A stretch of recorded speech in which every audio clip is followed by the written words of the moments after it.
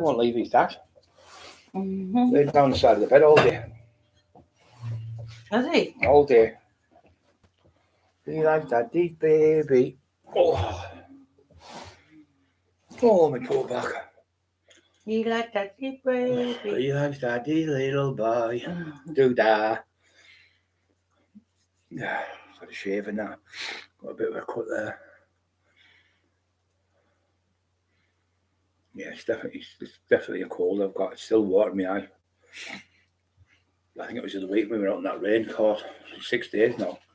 Probably go out there and shut that door first. Brian does alive. Cheers.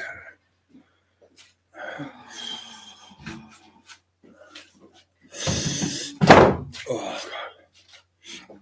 Welcome to the show, everyone. We hope you're having a great day. I know it's really miserable unless you're a fish. You're not happy with that weather. Scotty 1994, good evening. Hope you're well, brother. I am, and them as well too, and Eli and Bobby. Positive vibes with a great lad. Good evening, Brian and Emma in the chat. Sorry, positive vibes, Dal. I'll tell you, I do it all the time. I keep forgetting this positive vibe, madam. Kelly Davies. Well, I know she's a girl. That's easy, that one, isn't it? Kelly Davies. Much love, Kel. Can't forget her. Edgar Lee, another great lad. You are a lad, aren't you, Edgar Lee? He's laughing his head off. Good lad, Edgar Lee. Winding you up. Stevie Boy Billings. Hello, Stevie Boy Billings. Stevie Boy Billings. Hello, brother. Hope you're okay, my friend. He's a very clever lad, him. Do you know what Stevie was? Let's get through these. Emma. Who's Emma? Monty 16 Valve. Donna. I love Donna. I know you're a girl. Thank God for that. Steve Mack, you're definitely a girl. Mr. Willy Wonka. Off-roader. I know who you are. 100%. Keep my eye on you. Positive vibes again. Andy Lemon, is it? Limon. Limon. Yeah. Limon sounds like a French name, Limon. Limon, I'll be posh tonight. Andy Lemon. Positive vibes. Edgar Lee's there again. Steve Mack, Freedom, great lad. Off-roader, we know exactly what that is. Positive vibes. PP. Dominic. PP. It's on. Let me go down. Dominic. Lost it now. Where am I at? Lost it now.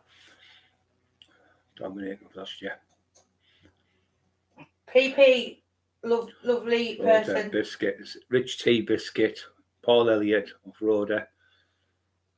I can't see PP anywhere. PP's there. I can't see PP. He's fucking done one. BP, British Petroleum.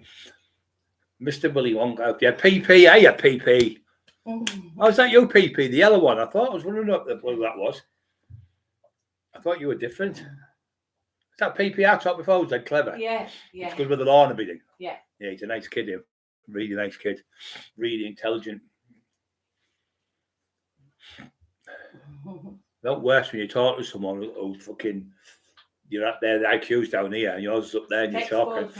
And you can't, no, that's what I'm on about. We were on there before, and he was picking it up for us before over the garbage we were getting before. Positive vibes there still. Kelly Davies, you've said you. Kelly Davies, two Kelly Davies now. Two of them must be twins. PP. Yeah, I tell you what, my nose has been run like a tap. My eyes have been run like taps for a week, 6 days now. So it's definitely. I went out with Emma last week. She wanted to go get some bits and bobs. So I went to the hairdressers myself as well. I come out and it was pouring down, and I couldn't get the car parked, so I just left it. So I've gone in, come out, soaking wet. Then went to Tesco's, soaking wet again. Went to Tesco's, come on, and then come in, and then had to put the thing on the car, on the top of the car, soaking wet. So I went upstairs and slid on the bed because I was knackered. And then the next day I got up on my nose, and 6 days. What I've noticed on the podcast site stuff, a lot of people. Don said he's been on Don, great lad. Don, been with Don all day, talking to him, great lad. He remembers all the stories he said about me and Lee Duffy and things like that because he was around. You see, I didn't realise he was 6'1", Don. 6'1". I thought he was only little. No, you have imagine somebody only smaller. He knows his stuff done. Like that's why I like talking for ages. He's really, really intelligent, and he knows the stuff in the area because obviously he knew all the stories about me. He knew the stories about me and Sean Day on the doors and Darlington because he knew Harvey's wine by. He knows his friends used to go there, and the Catterick the Catterick lads used to come from the army lads, and all be on the front near Bins, I think it was called, and they'd all be fighting with all the Darrow lads, and all the travellers would come down. They'd be fighting like mad on a Friday, Saturday night. John Lee, Emma, I hope you're well. Yeah, thank you, John Lee. Freedom, Martin Bengals, yes. I've missed that there, Stevie boy. I hope everyone's okay. I hope everyone's doing well. I know it's miserable, but you can't let the weather bring you down. You've got to remember it has to rain for things to live, like the grass and the trees and everything. So God built everything for a purpose. They're all out there, and that they all combine with each other. And the only things on the planet that destroy the planet is us. We're the only ones that destroy the planet. In the last 200 years, they've wiped the planet out nearly. I've got something upstairs from the ozone and everything. I did a diploma on it when I was in jail, so I know quite a lot about it. So I did a diploma on the ozone layer and that. There's holes all over with the cows and the methane with the farm and the poo and everything. The methane off that is the worst thing of them off them, and the is it called cockroaches? Have the other things now. Termites are the worst two things with methane. So what they're doing now is like in China, they're eating. I was walking along with the lads from Redcar, a few people from Western that we went, and we're walking along and they're eating in China, in Beijing, they're eating big like beetles with like I'm not so Chinese, I'm just trying to do it. And then I thought they're getting lollipops or something. And I was like a tarantula or something. And Betty said, another one. I went, fucking hell, I barked my guts up. And then the next one was a big bag of, what's them things that fly and eat everything? Locusts. Eat locusts. Ooh, cockroaches and locusts, them they were eating. Like crunching them. They had like a sauce. Sean will know, he's probably been in China. He's been everywhere, Sean. I've been everywhere, man. I've been a Papa and you. Hello, Papa, son. Dan. Papa. Seen by Billings. It's loads on tonight. Maria Howarth. There's your friend on. Oh, God. Mucker, Papa, PP. Off there. Tony boys. They'll take the piss out of each other. Steve Mac. Hey, Steve, son. OTT, evening, mate. Steve, we love you all the world, son. Great, lad. Official topic talk. Don't have a look on his stuff there. You'll see all the shit and the crap that's been said. And he's put it into his own channel and told the truth, what's really been happening. Not the ravens of a lunatic. Just common sense, sitting talking like I'm talking now. All that, it's fact, the fact, 100%. All that screaming and shouting is just absolutely bonkers, isn't it? You don't get nowhere screaming and shouting.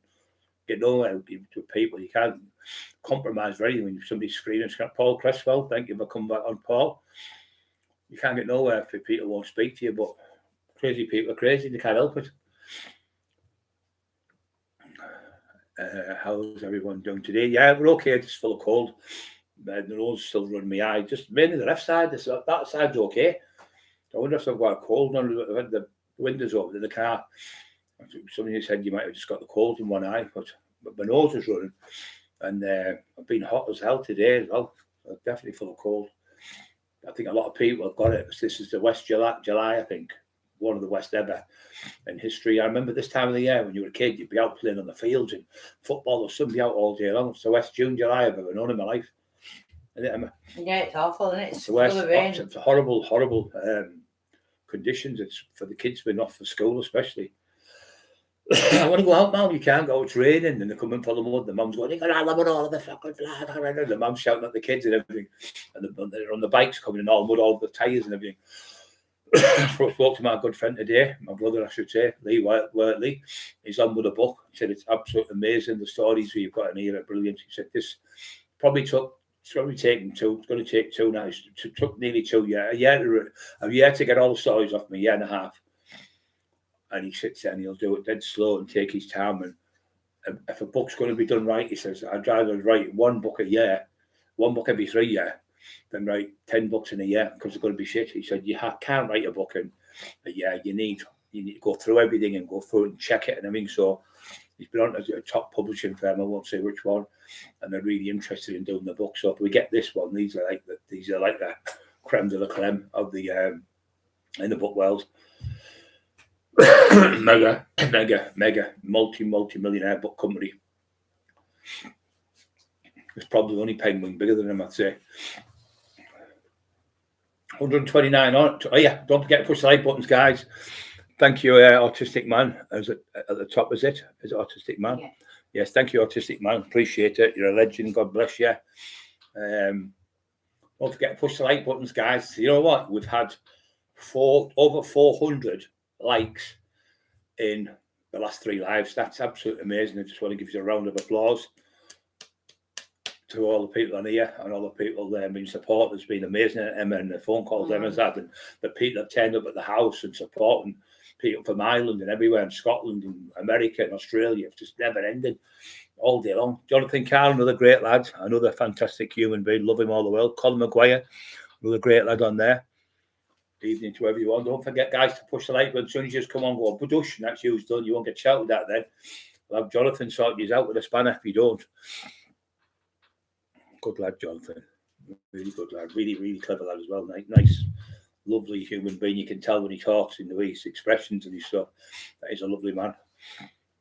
Thank you very much, Freedom. Love you all the world. So press the like button, support the channel. That's exactly the one. Just the thumbs up and just the heads in. It drives them mental. The trolls, they're like, oh, they're getting all them likes. We can't even get 3 or 4 likes on ours. They're getting 400 and 400 plus. The other week we got 1,050 something in 7 days. I don't think we'll be that. I think that's just off the chart, that one. But yeah, positive. Colin, hey, Colin, son, is that you, little Colin? My little pal. How's the cat? Maxie, how's Maxie? He talks. I'm going to put them on the phone. Eli on one side, he talks fucking alien, and so does his cat. It sounds like a phone ringing, his cat. Ring, ring, no, the old-fashioned phone from years ago. Off the old black and white films. 141 on. Don't forget to push the like button. How many more times do I have to tell you? Hangman audits. I never seen you. They've just sneaked in.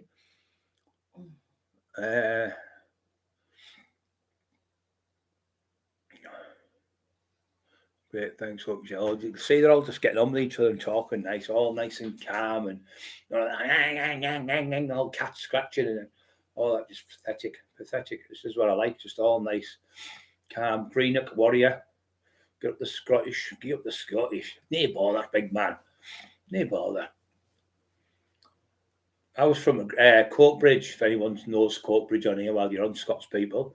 And I was from a place called, I just wanted to check my family up there because I've never ever asked. So my dad was called Brian Cooney, and my auntie was called Christine Cooney. I don't know if anyone knows the Cooneys up there, if there's any still alive up there. We were from Devon Street in Townhead, Cockerill.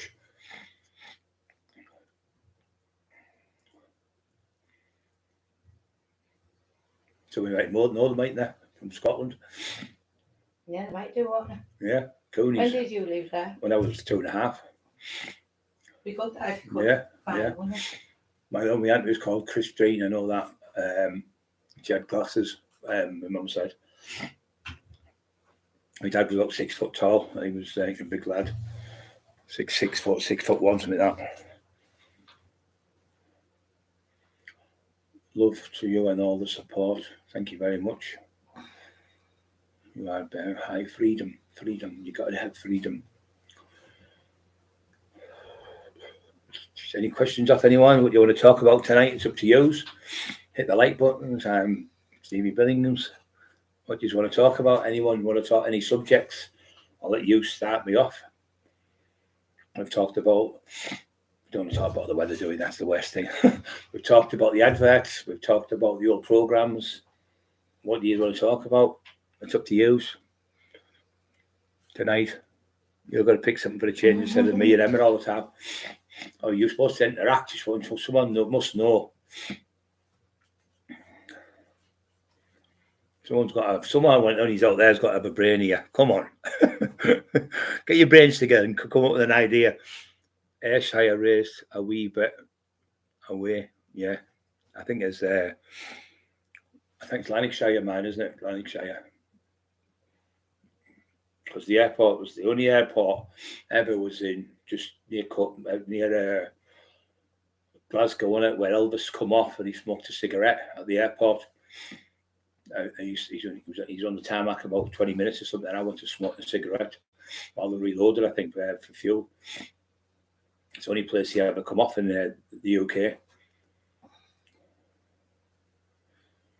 Conspiracies. Oh, conspiracy. Yeah, that's a good one. Conspiracies, yeah. Right. I don't know if you know. Does anyone really believe, or do people really believe, that they landed on the moon? There's one for you. If you believe they landed on the moon, push number 1 buttons. If you don't believe they landed on, push number 2 buttons. It's a good question, this one, because it's a monster one. I'm quite knowledgeable about this. So push number 1 buttons if we landed on the moon. Push the 2 buttons if we didn't land on the moon. Well, I was to say it was the Americans, but it wasn't really the Americans. It was actually the German Nazis. They got the Nazis from the war in the 1940s, Hermann von Braun, and he was the one who was the main one that was propelled the rockets. It was all German intuition. It was all German brains, but it's supposed to be, obviously, it was Neil Armstrong and Buzz Aldrin landed on the moon, they say. So somebody's pushing 3. 3, you can't put 3. What does that mean? You don't know. 3 means you don't know. It's 1 they landed on the moon, 2 they didn't. 1 for 2, yes for no. I like that one. Yeah, 1 for 2, yes for no. Somebody's got 89. Well, the only thing I've got to say is this: when they're supposed to have landed on the moon, there's a belt there. I can't remember the name of it now. What it's called? There's a special belt. I've just lost it. It's out of my head. There's a belt there, right? And it's full of radiation.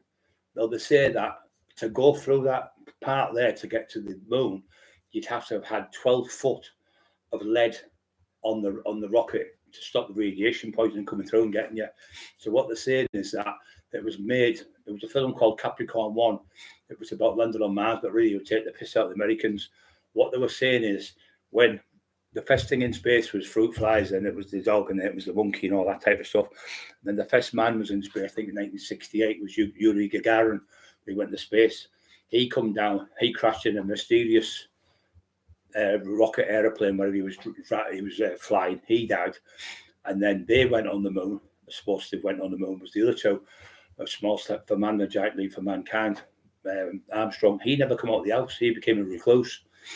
And the other one, Buzz Aldrin, said when they went up there, they seen the aliens on the moon. They seen a spaceship, but they were warned not to open the mouth, and that's why something never came out. And they said, Houston, be aware Santa Claus does exist. Yeah, because we're getting followed all the way up. Santa Claus is very easy on here, Glen Monmouth. So anyway, so getting back to the thing, so on the moon, there's no in space. I don't know if you know this, in space. If you walked outside there when it's freezing cold, you'd be cold. But if you walked in space, you'd freeze like that. In seconds, you'd just die. You'd freeze. It's that cold. It's absolutely 0, 0, 0, 0 below 0. You'd just freeze to death in seconds. Not minutes, seconds. You'd die unless you had the spacesuit on. So, what I'm saying is, when they're on the moon, they're saying that the moon's there's no air, there's no oxygen up there. So how can the flag be blown? The flag's blown on the moon. If you watch the film, you watch the series about it, you see the flag's blown. The flag's moving about there on the moon, moving. So that's one thing. And then there's the other bit where the lights, if it's on one side, the luminous side, there'd be no lights. So there's loads of different theories. But the main thing, Van Halen belt, I think it's called Van Halen belt. You can't get through it. They still to this day think they wouldn't be able to land on the moon because they have to have that 12 foot of lead through the walls, so it couldn't come in. The radiation would just kill them stone dead. So what they've done is, because they went into space in 68, Yuri Gagarin, there was a space race. So in 69 they decided, what we'll do, this is the conspiracy theory. It's up to you. So I don't know if it's true. I'm just throwing it out to you. So what they've done, they've got something like Steven Spielberg say, Not saying it was him, but somebody like that, and they got a big place in the desert. And what they've done, the rocket did go out the Earth's atmosphere. It went around the Earth so far and landed in the sea, and then they got it back in, brought it back in, and took it into a military base, a big massive air hangar, and that's where the moon was there. They made that. It was just like having a movie like E.T. So they made it in there so they could say they went to the moon because they were behind by the Russians. It was all like the Russians were beating them and everything, weapons and everything, nuclear weapons, everything. They were beating them, so they had to come back. So they reckon they made it in a studio, television studio place, like an aircraft carrier. A lot of people say that's what happened because of that Van Halen belt. You can't get through it because the radiations that put up there toxic. You couldn't get through. So what do you think? Pretzel, have you watched the documentary JFK case? Yeah, it's really crackers. That there, he was killed because he was just three reasons to say he was killed. One was that he was going to tell them that aliens are real. He got a paper 10 days before saying aliens exist, and he was going to come out with it. And the other one was because he was going to stop the Vietnam War. Now, the Vietnam War sounds more feasible to me, but people say it was the aliens. But the Vietnam War was on, and they were making trillions and trillions and trillions of fucking pounds every week, of dollars, 3,000 helicopters and things like that, making that much money. Now, if he stopped it, all that money would stop. So I reckon that was the main thing that got him killed. But that so-called magic bullet doesn't even wash, does it? If you watch JFK, it's just pathetic. They shot him from a distance. It was Lee Harvey Oswald. Lee Harvey Oswald, right? Lee Harvey Oswald, right, was only a normal, what they call a patsy. He was a scapegoat. They call him in America a patsy. They put him in there over to Russia. They put him in places like that where he looked like he was a communist. So they set the poor bugger up, right? So they had him, he was a shooter. I think he was just a sharpshooter. He wasn't one of them proper snipers. So what they've done is they've got top snipers, the elite snipers, to shoot the gun, bang, bang, bang, 3 times, wherever it was, because they said they got shot 3 times, and the top snipers couldn't do it. And then the other thing was, when he came down the stairs, he wasn't disheveled, he wasn't sweating. Imagine you were going to shoot the president, you'd be a bag of nerves, wouldn't you? And his IQ wasn't great. So they blamed him for it. So he was a patsy and put him in. So the main thing, I think why it's true, that bit, is because if you had somebody like, say, killed the president, you would not bring them out in front of the people outside. Like the king got shot in England, God forgive. You wouldn't bring the person out of the courtroom and walking down the steps in front of everyone where somebody could attack him. They brought him out of the police station in front of everyone. He got shot. No, the person who shot him, I forgot his name now. That British bloke, and he was in the mafia. He was told if he didn't kill him, they were going to kill his family and everything. The mafia, because the mafia were in on it, see. So, and then there was the motorbike cop where he was seen, and there was smoke come out of the gun where he was on the wall. So they definitely killed him. The Americans killed their own president because that super bullet or magic bullet said it hit him. It ricocheted off here and hit there and come up through his leg and come through there. Fuck off. Bullshit. He was shot 3 times from different angles. The trajectory angles were straight through him. And what people are saying, if you see he does that, the chauffeur and shoots him from under the armpit. So they're saying the one who's driving the car does that and actually shoots him. And that's another theory. They headshot him as well, didn't they? Yeah, he got shot. But they're saying that bullet dodged, hit his knee, hit his elbow, bounced off there, hit this, hit that, hit this. No such thing as a magic bullet. That's such shit. And then Marilyn Monroe was getting out of control with the drinking and stuff because she'd been having an affair with him, hadn't she? Not just one, 2 of them. I know. And then she started turning up at the parties and stuff, didn't she? I'm going to tell everything what went on. Yes, she was definitely. She was killed because I know that's 100% fact. So I watched the documentary and it was 100% fact. She suffered from, she couldn't go to the toilet, so she used to get enemas. So she'd have an enema when they put the soap in and the water and that, and obviously for the backside, and leave it in an hour or so, and then you'd be able to go to the toilet. She really suffered from constipation. She had a nurse looking after her. So when they opened her up, there was nothing in her stomach. There was no tablets. So it's not that. But what it was, they reckon the nurse put the tablets in the enema, gave her the enema. She died. The tablets were obviously in the backside, and they never checked there. It really went through the stomach, and that's how she died. She was killed that way. Well, look at all them CIA. Oh, we better be careful what we're saying here because we might get arrested by the blooming CIA. Well, look at him. But look at Here's who another was it one. that created the crack cocaine and stuff like that? Do you remember? The CIA invented the crack cocaine to bring certain, like the first started off, they were bringing it from Vietnam. They're bringing the heroin. They were getting the black lads to bring it in the body bags and that, and sewing it inside the stomachs that people were dead, and they bring it in the Vietnam War. So what it was, they had the Panthers in the 1970s and all that stuff in the 60s. The Panthers were trying to take over. Now, in the Constitution, you can have the right to bear arms there. So it'd be like 20 black lads walking down with the fucking machine guns. They couldn't do a thing about it because that was in the Constitution. So they then started taking over and getting more clever. So they thought, how do we fucking stop these? How do we stop them? And this one said, let them put all the black areas, put all the heroin in there, where all the black people are. Let them all fucking kill themselves with the heroin because they'll all go crackers on it.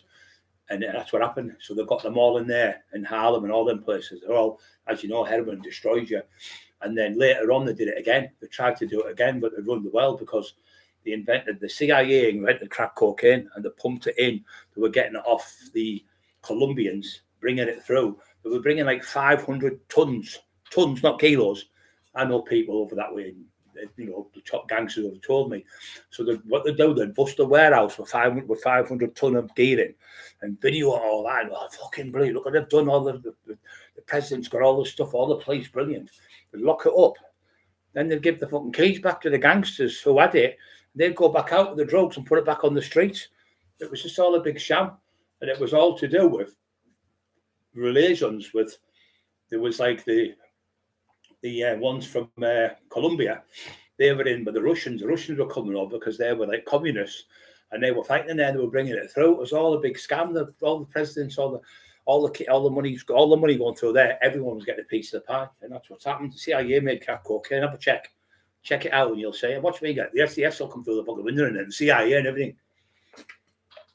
But they definitely made crack cocaine, and they did it just to destroy people. The bullet was practically, I missed that bit.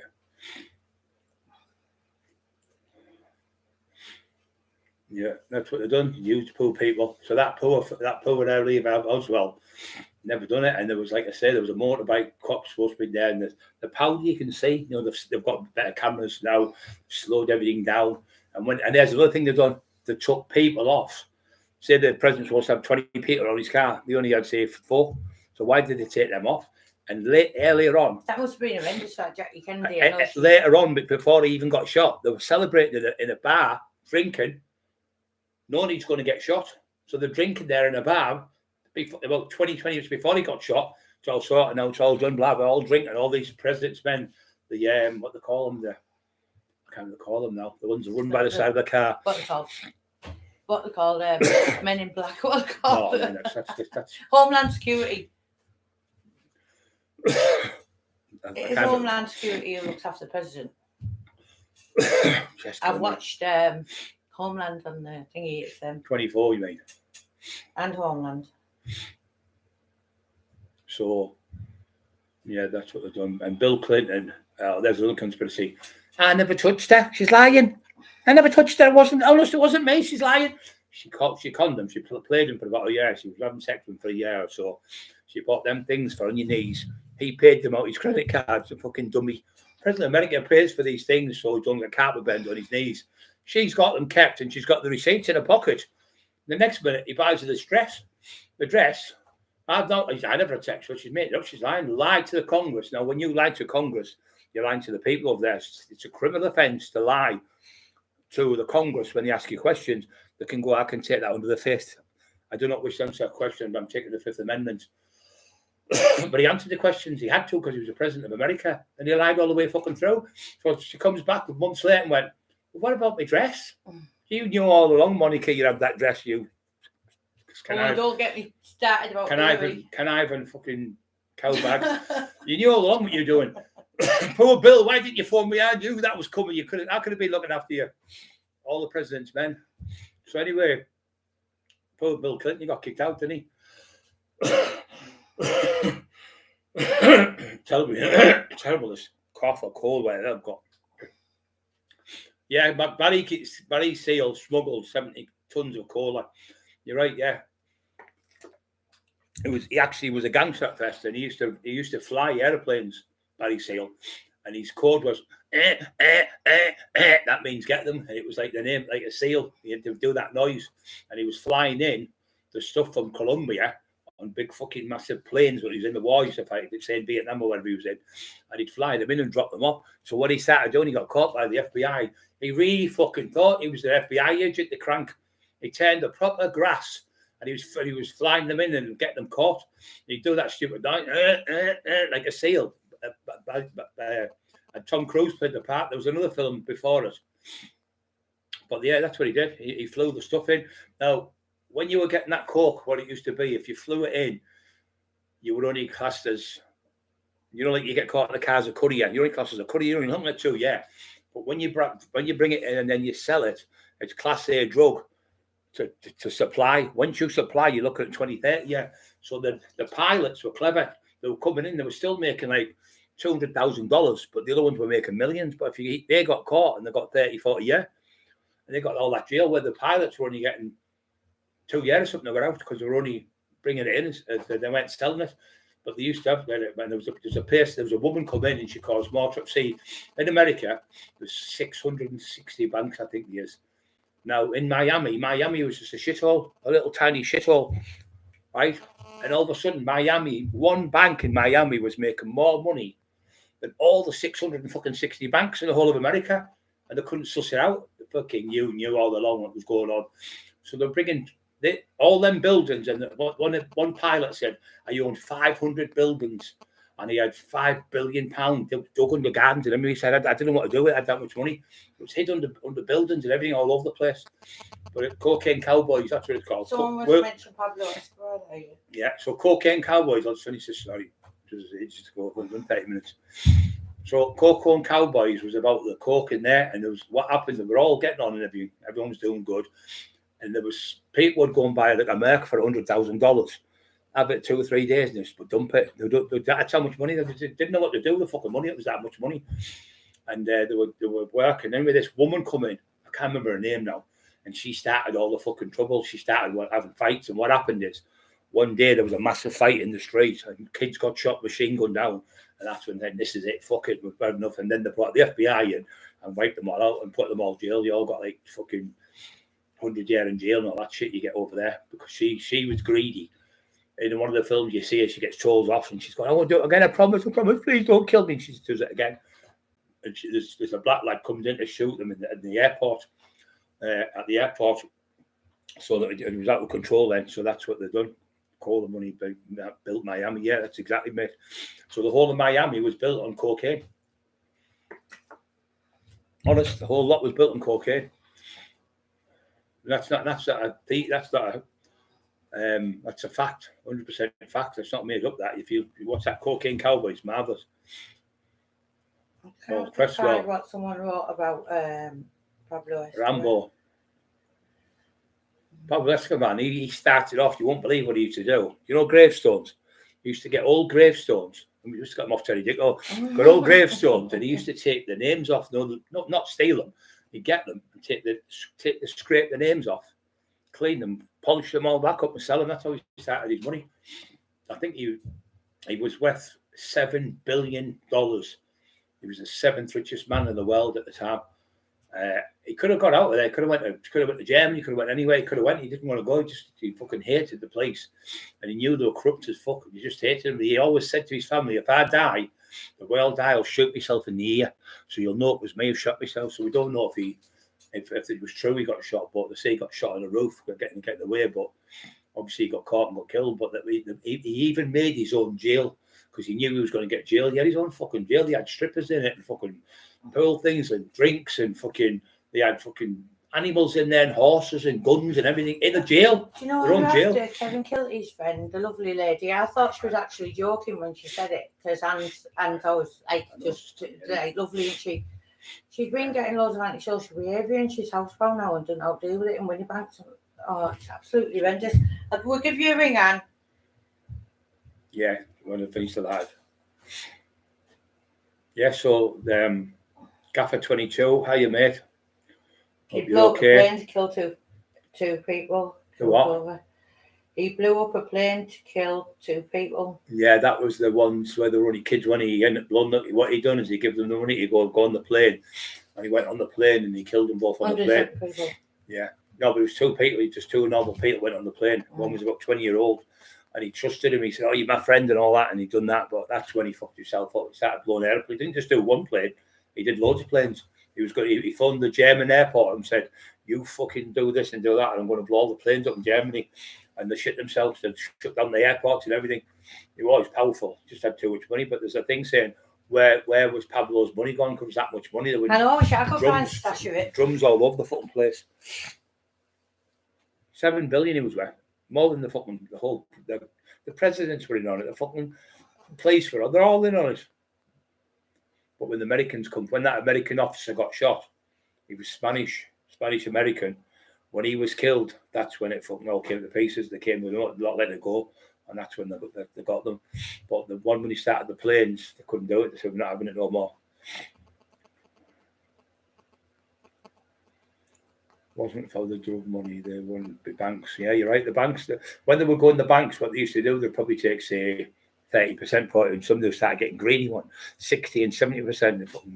They've been greedy and greedy. The bankers always say, "Fucking scumbag," you know what they're like. When do you ever see a banker? One got caught with £10 million, embezzled it, which means robbed it. So, right, you're under arrest, your charge went to court.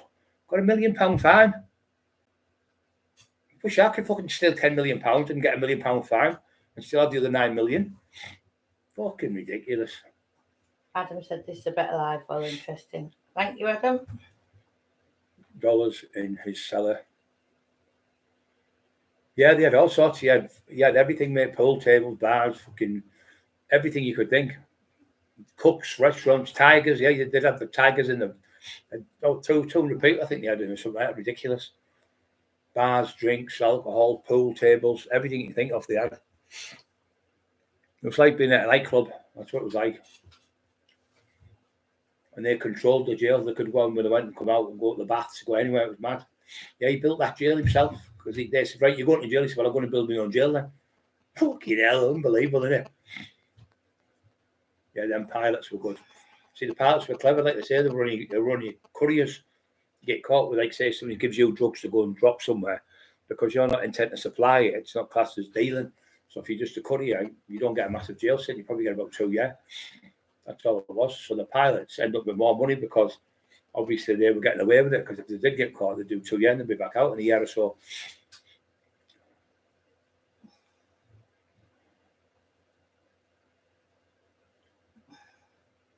Hippos are a problem in Colombia because of Pablo. Hippos? Hippopotamuses? No, I might have read it wrong. I haven't got my specs on. Oh, I'll have to find my specs.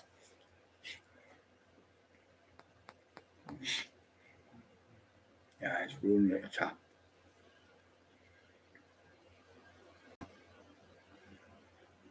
Yeah, it's just crazy, man. The things that come out with the lies they tell. Del's just said there, he said, "How come why Albanians running the UK got cheap coke connect since 80s, never ratted, so Colombians give them a cheap as fuck."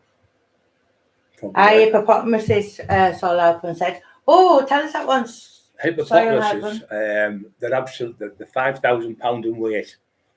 They're monstrous. You can throw 2 loaves of bread in the mouth and it still wouldn't fill them up. Oh, because he put loads of hippos in a pond at his place. Yeah, so the hippos, right, they bite you in half. Hippos kill more people than anything. The Western crocodiles, they call them a water horse, I think they call them, in the water. And they'll bite you in fucking half. They're violent as fuck. Didn't know that. But they're also, they'll kill the baby so they can mate with the mum again. So I've seen a baby being its head bit off, the big daddy one.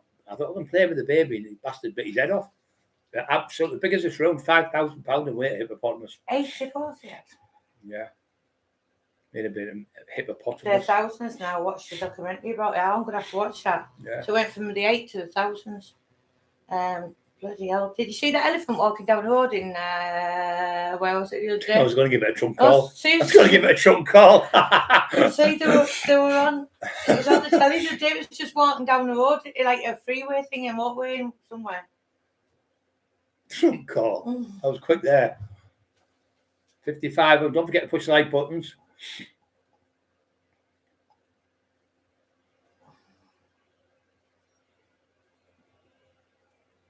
Right, go on, next subject. Next subject.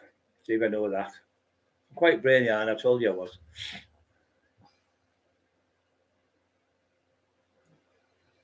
We love them panglings as well, Brian loves them, don't you? Pangolins, poor little things.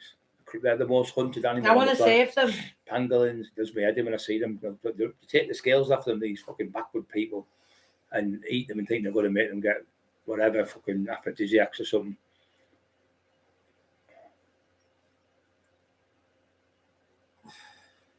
No, they don't run the jails, mate. You're right, yeah.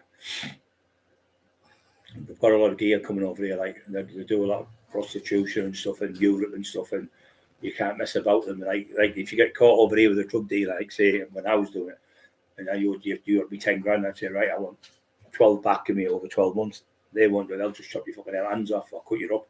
You don't get a second chance. Colin said who built the pyramids? Who built the pyramids? The aliens.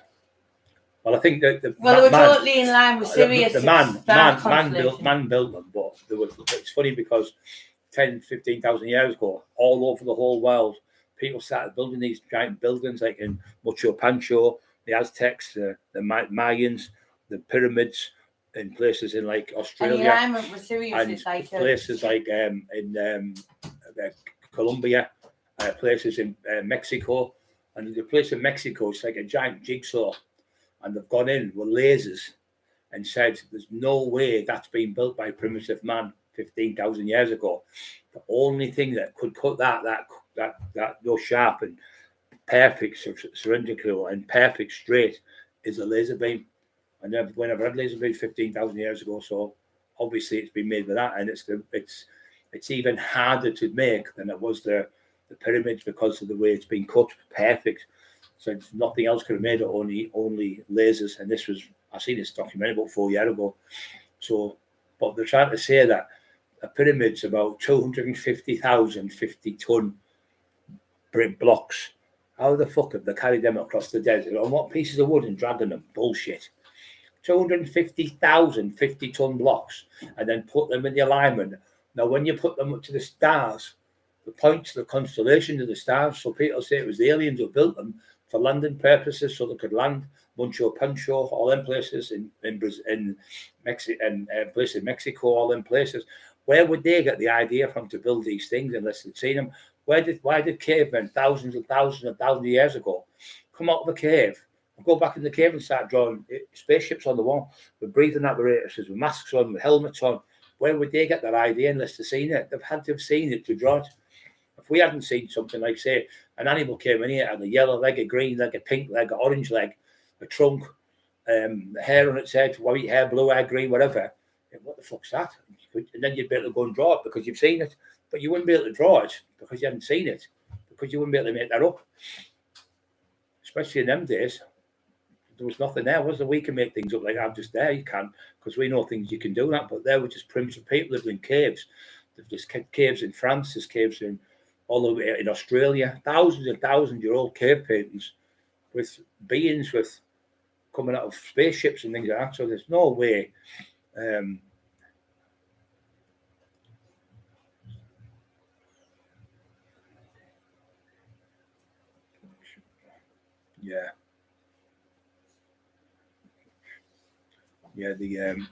think they definitely kind of just been. I mean, Tutankhamun was the boy king. He died at 17-year-old. He died because his mum and his dad were brother and sister. So he had all sorts of deformities. He had like a club foot. He walked funny. He couldn't walk properly. He had all sorts of things wrong with him. So he died. They said he was out hunting, and when he's come off his chariot, he's been hit. His leg's gone funny, and it's ended up septic or poisonous, and he's died.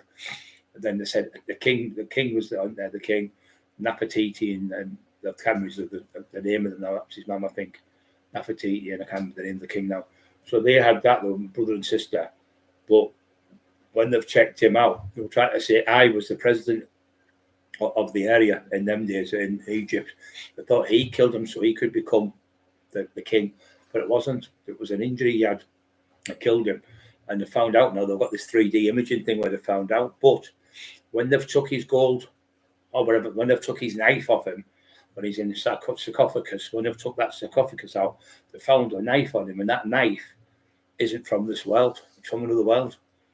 So there's the proof there. It's from, it must have been aliens. So what they're saying is the aliens give that as their present. I mean, look at them things they've got, like lions' heads on humans, and then these mad other that look like alien things on other ones. How have they got them ideas from? Got to be seen something. It's weird, isn't it? Feels strange. Carry two on shoulders.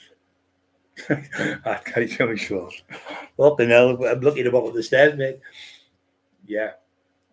We never had the tools back then that aliens were involved. Of course they were involved, mate. There's no way in this world primitive. You're going to an island, right, where there's no one on it, like an island where there's no machinery. You go somewhere where there's just never been white people there, just for talking's sake. Never been. You go there and you look at their stuff. They can't build nothing like that. They haven't got the Egyptians have hardly changed in 2,000, 2,003, 4,000 years. They've hardly changed. They're still washing the rivers. They still think so. How did they have the technology that time? What the fucking have they even got it now? It doesn't make sense. The only thing it makes sense, something from somewhere else has come through and helped them give a kickstart. It's funny how, like, say, 10, 15,000 years ago, all over the world, people started building these places. So, like they say, it sounds to me they were like landing places for the land so they could work for the constellations. There can't just be us in the fucking galaxy. There's billions of galaxies and stars, and it just goes on forever. You'd have to be. He said, Stephen Hawking said, there's not just us. There's got to be something else. It can't just be us. It's impossible. It's that many galaxies. Amazing. And then when you get them as well, there's only like you can put. Not, I think it's a little thick in the Risley paper. That's the difference in between them. So how could you chisel that out with a fucking hammer and chisel and make it perfect? Whatever the way around, 250,000 50-ton stones all fit perfect together, go into a pyramid, and they were all pure. They were like gold, all buffed up, so you could see from the distance. Were like mirrors. So imagine if they were like mirrors and they were like landing spots for them. They could see them from miles and miles away. It sounds reptilian joke. Titanic wasn't meant for the ship. The Titanic name wasn't meant for that ship that sunk. There was actually 3 ships built. There was the Titanic, there was a sister, and there was another one, I can't remember the name of it. But the Titanic was built in, was it Southampton, I think it was there. No, it was built in Ireland, wasn't it? And it sailed from Southampton, I think, yeah. So it was built in Ireland, and what happened is I'll tell you exactly about the Titanic. So the Titanic, there was a fire on it before it left the dock. And when you have a fire, especially with metal, they couldn't put it out. They couldn't put this fire out for about 3 days. And that was 10 days before they set sail from there. So you know yourself, when fire's been red hot with metal, it's easy breaks. And the other thing was the man who was working on there, because that happened, that fire, he was sent away, this man. He wasn't the captain. He was the one who looks for the icebergs with the binoculars. He was sent away. So he took the fucking binoculars, put them somewhere in the ship, locked them in a cabin, wherever. So when they were trying to look, what they used, like a lookout binoculars, they had no binoculars. So they couldn't fucking see nothing. And that's the reason. So when they hit the hull, when it hit it, it cracked inside and it started leaking water because it had already been in a fire. So they didn't tell you all this. But because they wanted to race and beat the record, they put the foot down and everything, makes it even worse. So when they've had nothing to see with, there's quite a few things that it was unlucky how it happened. But they built it and said it was unsinkable. Was it 1912, I think, and it sank on its maiden voyage. But there was another one they built as well. But I think that's all sailed from Liverpool, didn't it, in the end? But it was a fire. They'd definitely done it.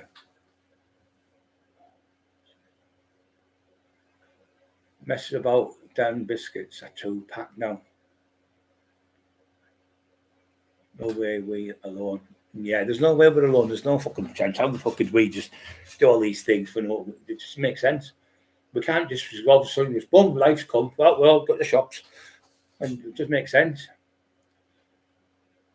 When you go back and even when they thought fucking the world was flat, they thought They thought that you would keep sailing and fall off the end of the world. They thought when Galileo went upstairs on the leaning Tower of Pisa, he said a pound object and £1,000 object, if you drop them at the same time, would both hit the floor at the same time. No, it's right. You drop a pencil, or you drop something like that, it can't be paper. You drop a plastic lid, even, right? And you drop a shoe, the big heavy boot, and a little cork, will both hit the floor at the same time because the speed of gravity falls at the same pace. No matter if it's 1,000 or 1,000,000,000 ton, or a tank, or it's a little bottle. If it's got feathers, obviously it can float, or newspaper. But weight falls at the same ratio. It's like, for instance, this is the hardest one to contemplate, and you think I'm talking shit, but I'm not. If you're stood here and you have a bullet in your hand there, right, in your hand there, holding a bullet, and you have a gun like that, right? You've got the bullet in that hand there, look, and you sit here, pull that trigger. I think the gun goes about 600, 700 miles an hour with a bullet. You drop that there now, pull the trigger at the same time, that bullet will go about, how far it goes doesn't matter, but both bullets will hit the ground at the same time. You're thinking, fuck off. I'm telling you, it took me ages to contemplate that. Fuck off. That's doing 600 miles an hour. It's going to be miles, and it doesn't, because it still has to follow the same ratio of speed as the. Trust me. So have a look at it. If you have a bullet, you shoot the bullet here with a gun, and you drop the pellet, bang, at the same time.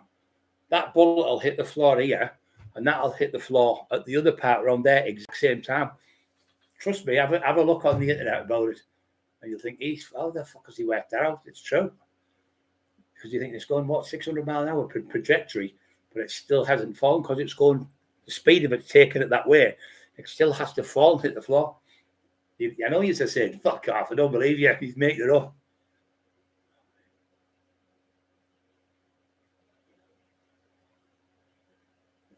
Yeah, the Rothschilds were on there, weren't they?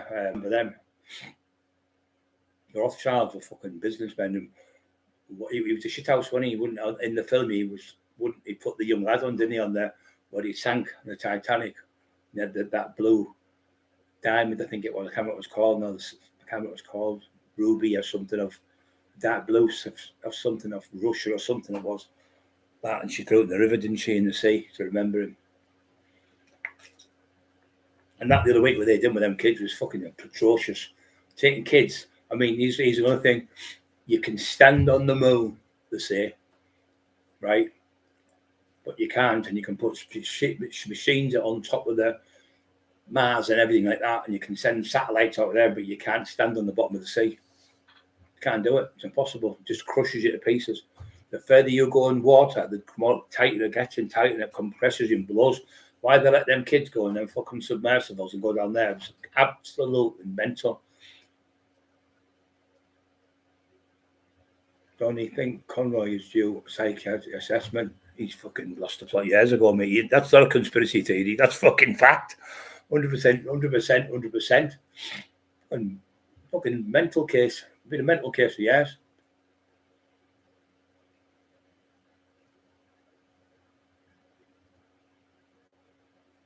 The hangman was named, the hangman from Hangman there.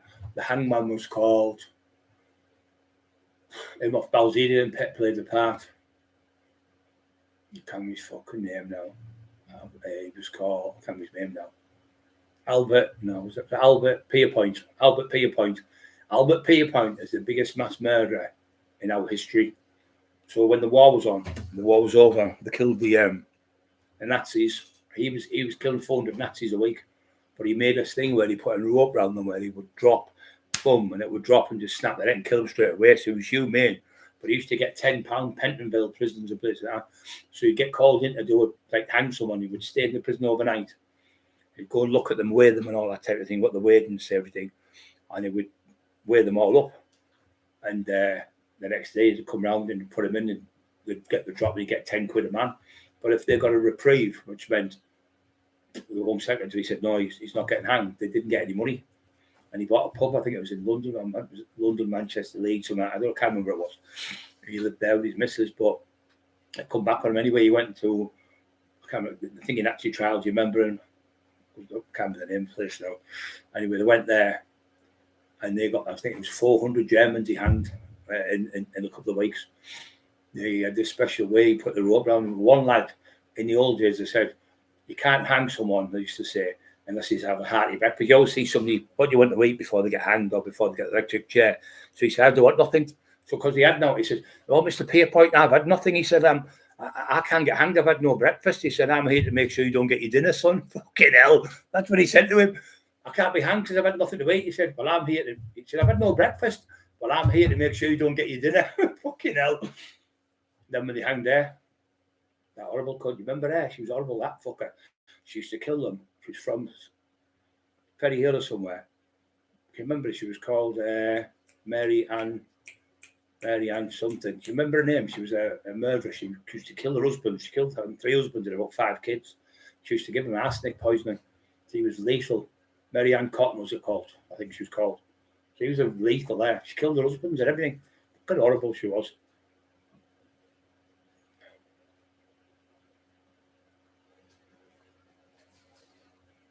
Yeah, the film was good. I like the film. It was good. Mary Ann Cotton. I don't know if you remember. She's the where she lives. I don't know if it was Ferry Hill or Ferry Bridge. I don't know where it is. It's not far. It's on the way to Durham. The house is still there. I went to see it. Mary Ann Cotton. And when they hanged there, she was pregnant, so she had to give birth to the baby. And then they hanged her with her breast, and he fucking put the rope around her neck wrong, so it would make her choke. She took 9 minutes to die when they hanged her. Mary Ann Cotton, yeah, I'm right. I thought it was Humble Crumble. There was another show done from Darlington. Can you remember her? Another one where she fucking killed the kids and she stuck needles in their eyes. I think she was from Stockton or Newcastle or somewhere. She killed the kids and she got out I think it was the 1970s. She done it. She killed a little girl and a little boy, I think. And she got out. She was called like Mary Ann Cotton or Mary Ann something. She's another one. Pierpoint was a cunt. Get paid per head, yeah, he did. Yeah, she used to get £5 a kid. She'd kill her own kids, poison her own kids.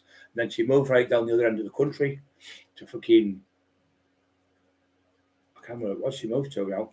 I mean, she was at Saltburn for a bit. She stayed at Saltburn. She was up that way, Durham way. Then she went right down the other Cornwall, Devon and Cornwall on the corner. And then she says she got caught up this way and they put her in fucking jail, but she was pregnant. She had to give birth and then 9 minutes to hang.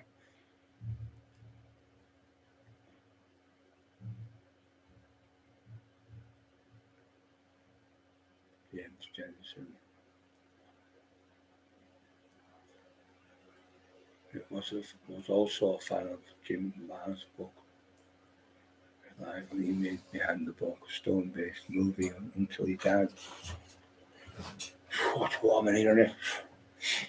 Well, you won't know, well, he's not here. Been mental, me, I am. So, yeah, the Black Widow, that's you're right, mate. The Black Widow. It's horrible bastard. I think she was from Newcastle or something. They let her out years later, didn't they? And I'm sure she went back in. I think she got let out and she got fucking left. I think she went to Stockton. Where were they? Yeah, I'm sure she come here. I think she killed him, something to do with the railways or something. Took him down the railway embankment and she stuck needles in the fucking eyes of the kids. There was a film made about her. Yeah, the Black Widow. I think that could be her. Evil cunts in the world, isn't there? There was a one before, and he was called Albert the Fish. And these kids all kept going missing. The kids would go missing and everything. He was a fucking cannibal, this fucker. So the company's door, knocked on the door. He's like 69-year-old in America and went, oh, that's not him. Fucking old man. Then they seen something. I don't know what it was, a bone or something maybe. Because come in the kitchen, there was a fucking kid's head boiling in the fucking pan. The baby's head, about fucking 4 or 5-year-old kid. He used to eat kids. He's a cannibal. And there was another one in I used to got all these murder case books, I know. That's how I know to kill people and get off with it. I've got loads of them in the loft. Remember every week the murder case books were great. And there was one, it was Dusseldorf Monster, they called him. Peter Kirschen or Peter Curtin, I think he was, no, what's he called? Something like, I can't remember his name now. And he lived in Dusseldorf. Now, in the war, in the old days, when there was wars and that on, they would put the guards outside the graveyards with guns because the dogs would go and dig the bodies up. So what he used to do, he used to read the obituary column. He used to like having sex with dead bodies. So he would find out where they were and he would go, but he couldn't get there this night because there was dogs and there was police there and everything, or soldiers guarding the place. So he was that incensed he wanted to do it. He was raging. He went into the river about a mile across, freezing cold winter time, swam the river, got over the thing, dug it up and had sex with him and jumped back the river and swam back the other way. They actually caught him and they used to give you the guillotine there where it was at. And when they were going to kill him, he said, the greatest feeling I will have is when I get the guillotine and the blood trickles down my neck and I can feel it trickling down. That you were fucking mental, totally mental. Now, people like that, they won't wipe off the face of the earth. These paedophile fuckers won't kill him because they're going to keep doing it. They're not going to stop.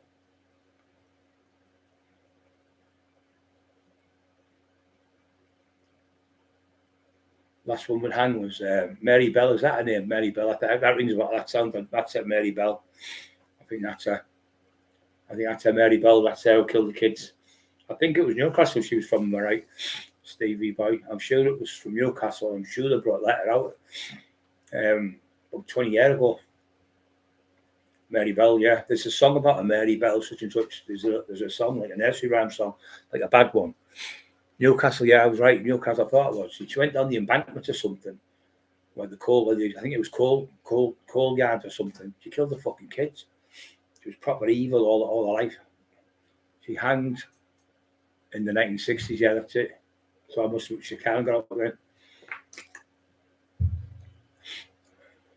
Yeah, I remember the watching a documentary about her. I knew it was I thought it was Mary Ann Cottons, Mary Ann Bell, fucking Marys are dodgy, aren't they? Mary Shelley, she was good. She wrote Frankenstein.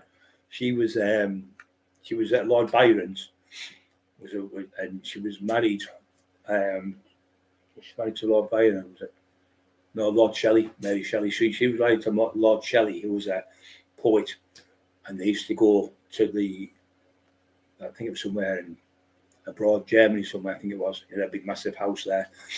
And when they were at the house, I said, let's write the scariest horror film, but we could write horror story. And she was only 17 when she started to write it. And she'd written the story, and her husband died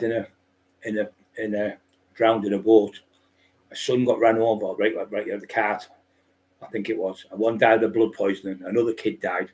So she wrote that film, and she wrote that thing, Mary Shelley.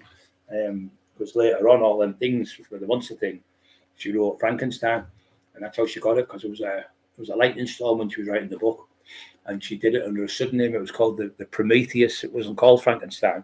They called it the Prometheus. That's the real book written by her. But she didn't just write one book. She written about 5 or 6.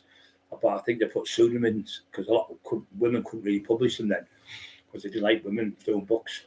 Didn't like women doing fuck all, did they? The suffragettes took her out. She ran on the fucking thing, didn't she, for the women, and got killed by the king's horse to try and help the suffragettes and make women equal as men.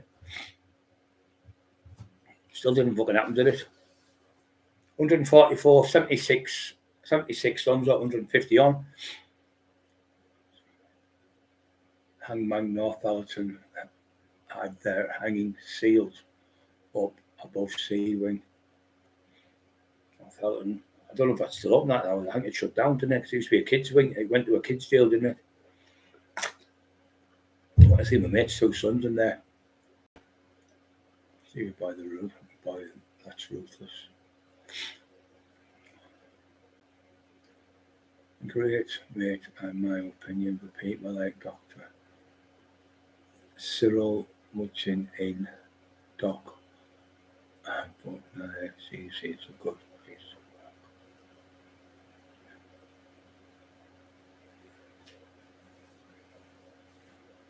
Yeah, what they used to do, they used to get you, if you couldn't afford to pay, you go in a debtor's jail, and they'd put you in a debtor's jail for fucking not paying your tax or not paying whatever, or not paying your bills. And you'd have to go in the jail and work it off. And then when you're in the jail, you owed money for being in the jail. You had to pay the money to the jailer as well. Fucking, you could never win. A debtor's jail. Pentonville, I think, was another one.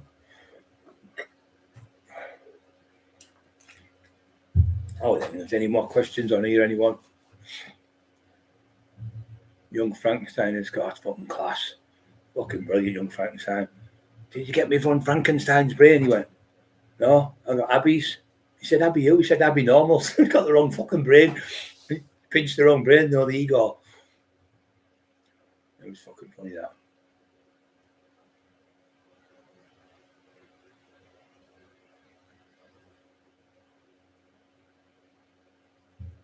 There was another one from Scotland. He was a bad one called Peterson. I can't remember him. He was a bad murderer. He killed loads of people in the 60s.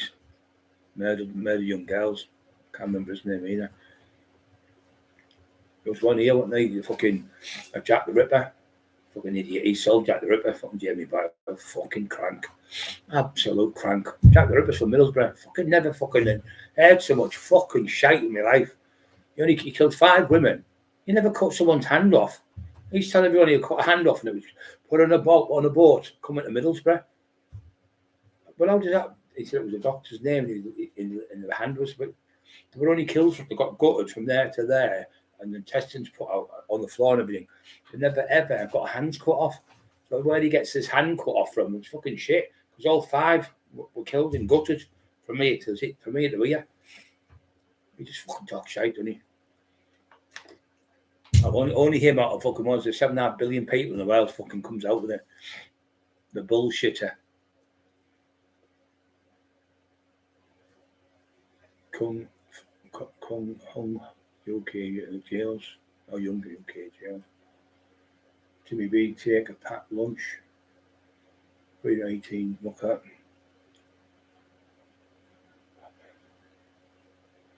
Just checking to see who's saying anything on the app.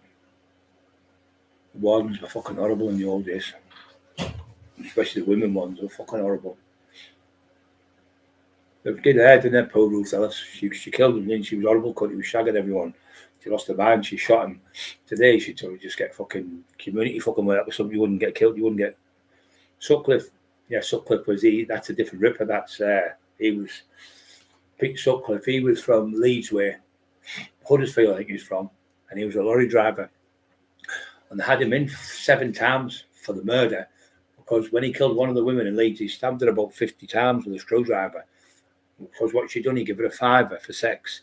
And she folded it up and she put it in a secret pocket in her purse. You women know, they're not daft women. And you know, it's always fucking women in it with the secret pockets and the secret cabin things, the secret what this. It's always women. Secret this. Anyway, he couldn't find the £5, so he stabbed her that many times. He was raging. So they went. Because the £5 was given to this place, because you could read the serial numbers. So there was only, say, 500 people worked at this place, just for instance.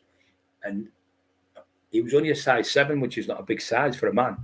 So when they got him in, he had a size 7 shoe. And anyway, his wife backed him up, because his wife didn't believe all his children was doing it, as you know.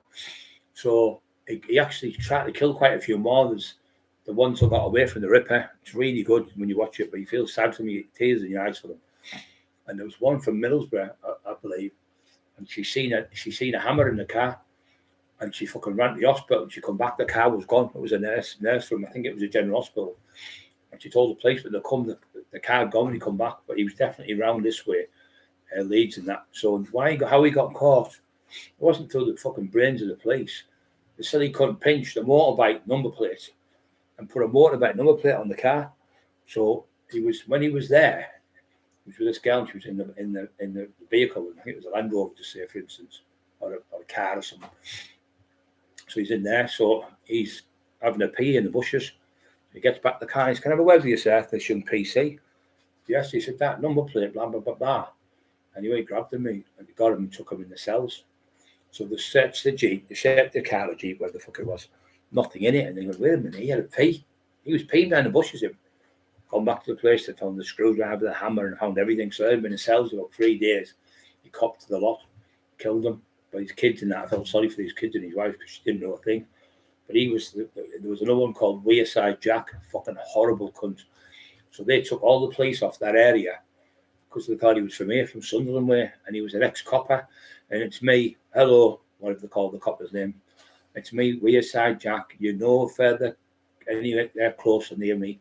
Bye, you're not going to catch me. So because it was somebody from Wearside, they took all the police from Manchester and Huddersfield and Leeds and put them up this way to look for him. But more women were killed because of that fucker. You know, he only got 6 years. He did about 4 years in jail, that scumbag. He should have been lifed off, that fucker, forever. All them other women got killed because of that fucker. Terrible. Because he was a cop and he only got 6 years, usual. It would have been one of us, we'd have got fucking lifed off. He took the life of them women by doing what he did, because then police moved down up to here and started looking for him. But they couldn't look for him here because he was from down the other end.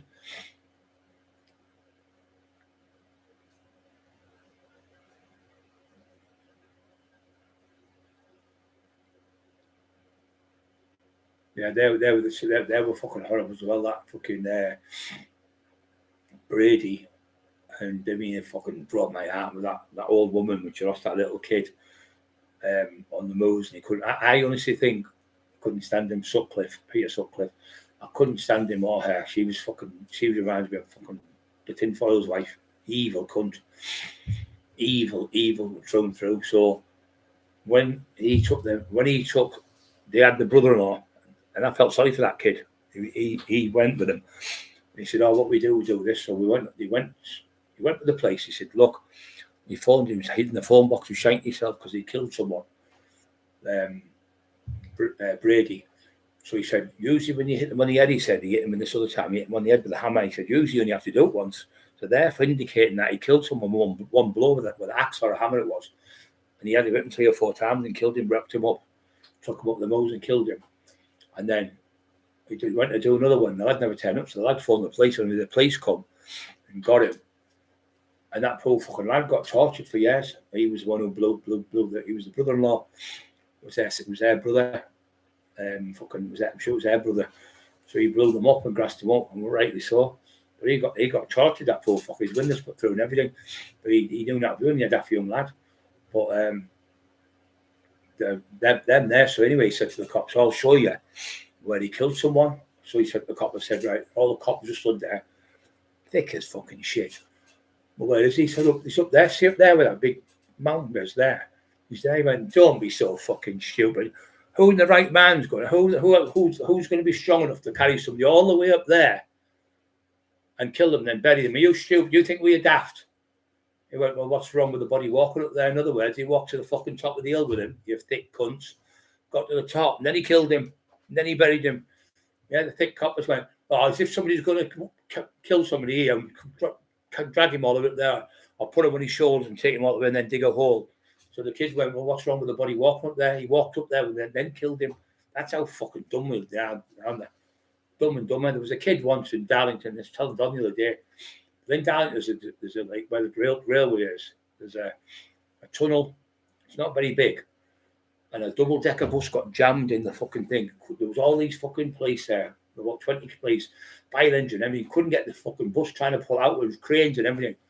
The kid, about 12, 13-year-old, went, "Hey, mister, I don't get that out there. Go on your way. Go on, get to school, whatever. Hey, mister, I don't fix that." He went, How do we fix it?" He went, just let the tyres down. So they let the fucking tyres down. It went down, then they pulled the bus out. It was only fucking 12-year-old, the kid. It's in the paper, everything about it. 12-year-old kid out with the police and everyone. Let the tyres down there, because we let the tyres down, the bus went down on the floor and they just pulled it out the bridge. I was telling Don today from Darlington. Have you seen a ghost before? No. Only the one, fucking Paul Sykes. Have you seen a ghost before? Yeah, fucking Paul Sykes. Yeah, his house has been repossessed. Tinfoil's out to off him. They fuck him off him because he hasn't paid it. I wonder if Paul Sykes has been fucking kicked out as well. I wonder if he's still staying at the house. Fucking the ghost of Paul Sykes lives in my house, he said. Fucking crackers. Honestly, God, he said, and it tells him that it goes. All of a sudden, the typewriter was doing that. He said, "What's going on, Charlie? What's going on?" And the glass went by like that. And I went, "What's that?" Because it's on the Jimmy O show, this. He went, so his sister come to live with him for 2 weeks. So when he was there, the sister was there and she was going, "This happened and blah, blah, blah." Anyway, the next minute, he said, "We were sat there at the table and you won't believe this. I'm telling you, you think I've lost the plot." A glass went like that, right past the table. It was like slagging on the table. And he went, and another one went, Charlie went, "Oh, did you see that?" He said, "Yeah, I seen it. I seen the glass." So Jimmy O's like, "Oh, fucking Christ," laughing. The cameraman's over there laughing. I'm laughing. Maniac's laughing. And he's dead serious. Him off his tits, white stuff all over his fucking nose. Sat there and he went, "Oh, yeah, the ghost of Paul Sykes." What happened, he said, when we were talking and his sister was at the table with me, it went, all of a sudden, ding, ding, ding, ding, like a bell going because he was a boxer. And he said the next minute, my typewriter turned into poltergeist. It was going typing, and I looked on it, went, it's me, Paul Sykes from the grave. Type the book about me, Jamie. Type my book. That's what he told us on the Jimmy O show. And everyone was fucking Christ laughing at him.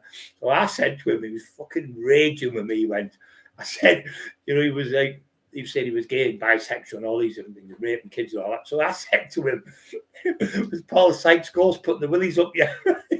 Fucking, I said, he looked at me like that, fucking raging, his face beetroot red because I showed him up. I went, I'm asking you, did Paul Sykes' ghost put the willies up you? And fucking everyone kept fucking laughing and all the people were there. It was fucking brilliant. Paul Sykes' ghost lived in his house. Fucking, this is the man. Now he's found Jack the Ripper. The ghost living with him. He's fucking deranged. Then he told me, the other lad who was a good lad, he come to see us. He has his own podcast. I won't mention his name. But he's a good lad. He has his own place. He does all the podcasts. And he out of Decker. You all know what I'm about now. He's the first one out Decker with his kids and that. So he said to him, Tin Father, you fancy going to the ladies? I've got a bloke there with a big moustache on. I've got a big, like, them flat caps where you don't tip lad, like a flat cap the old days what they used to have. And he had a big coat on, like not a Crombie, a big like a tweed, where it's all fashion tweed. He had that on. It was raining, and he had black trousers on. And he gave the bloke 50 quid to pretend to be Paul Sykes. So they waited till it was a bit misty and steamy, and he was taking pictures in Wakefield for him. And he went to the papers, went, it's the Paul Sykes ghost, but they weren't interested in doing the story in the paper. But people out on his thing, he said, Paul Sykes' ghost has been seen in Wake. He only got it because he told that story on the show to build it up, with the Jimmy O show. And me and Jimmy were fucking Christ laughing at him. Jimmy said, he said the other day, Jimmy, to someone, I didn't realise how bad him and his wife were. I said, they used me to bully Brian and Emma. He said, I'm absolutely gutted with them. He said, they've just used me. And apparently, they still talk to him all the time. Said, yeah. He said, Jimmy's all right. He loves you to bits. He said, Brian was the best person I met on the shows out of them all. He said, it was Jamie and Shelley poisonous. We're all lies. And he said, but I've now realised I was hooked again. So all these people are coming forward from everywhere telling the truth. It's great. But it was Paul Sykes' ghost putting the willies up. Yeah, what if he's been evicted out the house? Keith Bennett.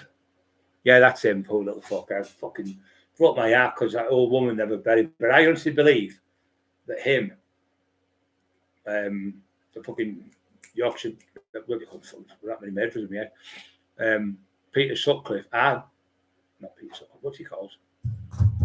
Hindley, Brady. I've been on that moor a few times and it's fucking scary. I pulled over and fucking this is on the daytime. It's a creepy moor because you think of them kids on there. I think he killed a lot more people. There was another lad. See, when he went to jail, people don't know this. He went to jail because he when he was 5, he might have been a little bit while the kid might have been 5. He was born in the Gorbals, rough place in Glasgow, and he got a washing line and he went around this lad, tied it round, and then put sticks on the floor and set the kid alight. He was only 5-year-old, the kid. So that's when he ended up being nutters. So they started sending him away to schools. Now that kid ended up being friends with him. He ended up being friends. He went up Glasgow to see him. He left the house with him and never ever come back to Scotland, never was seen again. So they think he killed him as well.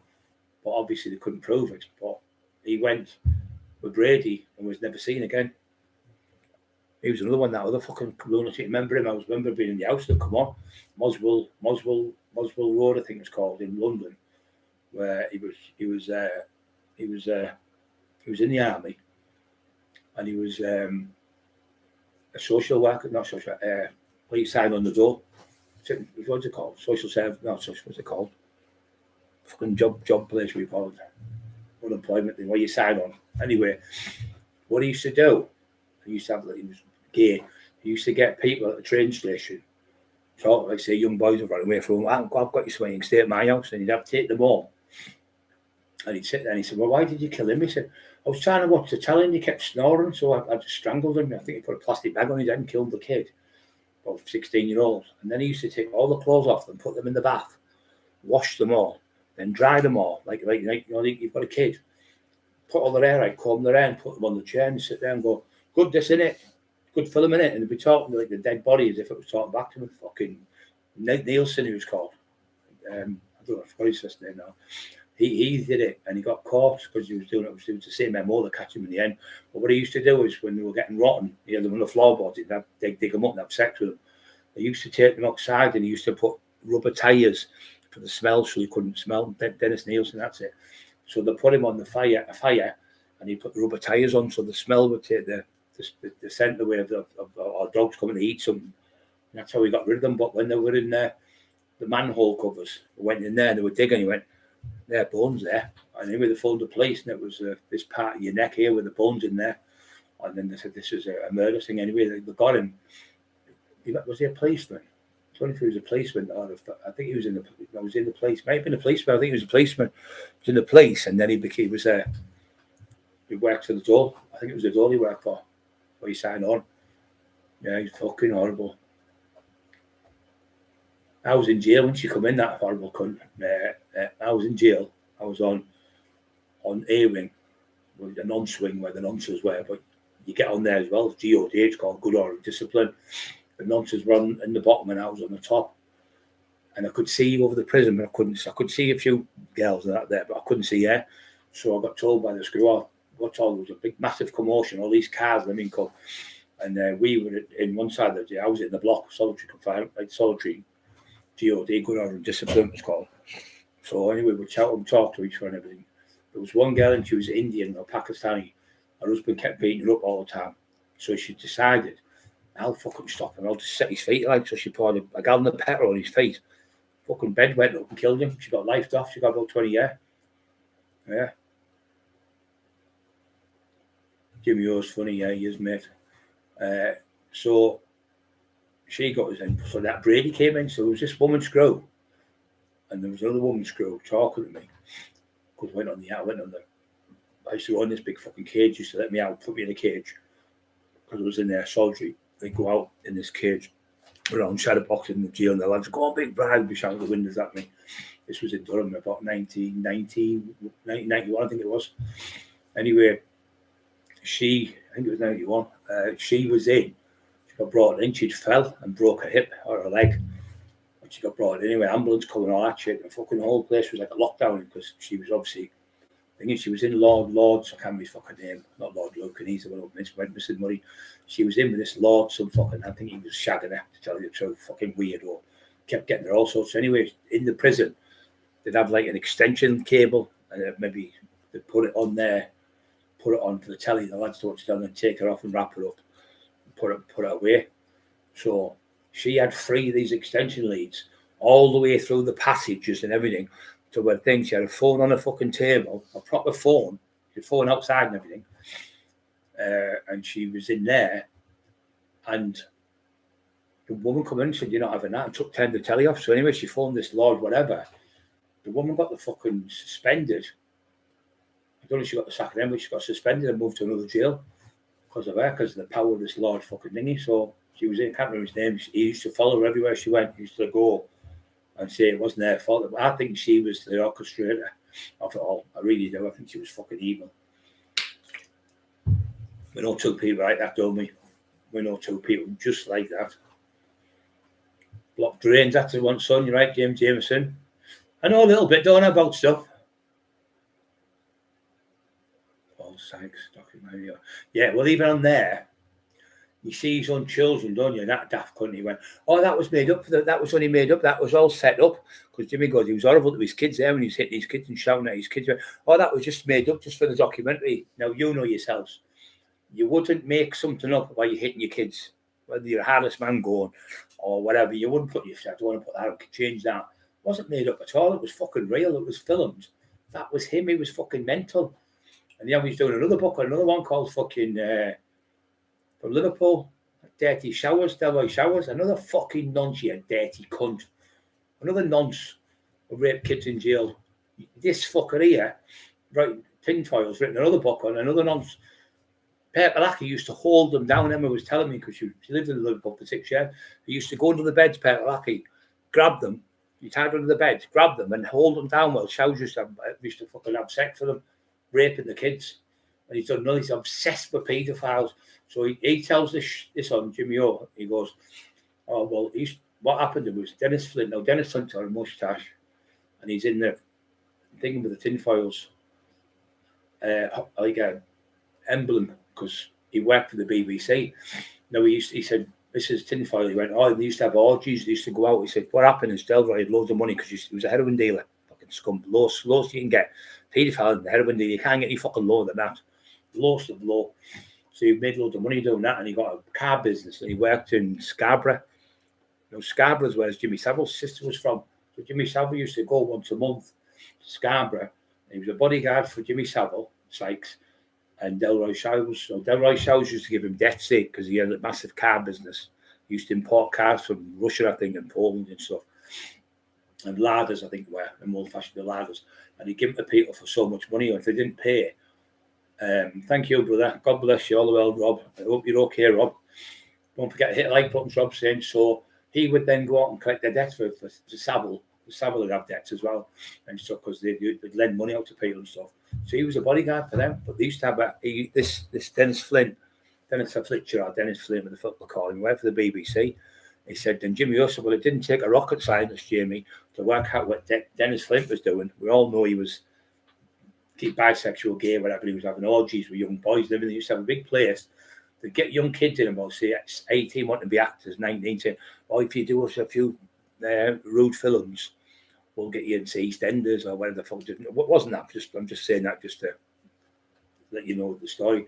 So he'd say, we'll get you in, we'll get you on the BBC, and we'll get you on here and that. So they'd be having sex and all that, and videoing kids, they'd get them full of drugs, full of drink, and they'd be all doing all sorts of these young kids. And he's going, he, that fucking horrible rat laughing. And I just looked at him, you're not fucking right. He had laughing at kids getting sex by men, drugging the drinks. And he thought it was funny. I thought it was fucking Longford, you're right, mate, you've got spot on. So he used to be in there. So Sykes was a rapist. He raped kids. I put a survey out, something like 50,000, 70,000 people answered it. 40,000 put the thumbs up saying he was a nonce. 3 screws come on.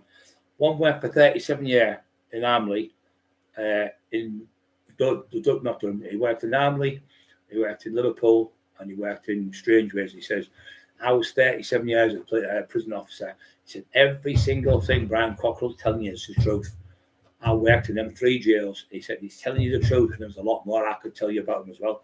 And another prison officer come on, that other one, the Porridge, he came on and said the same.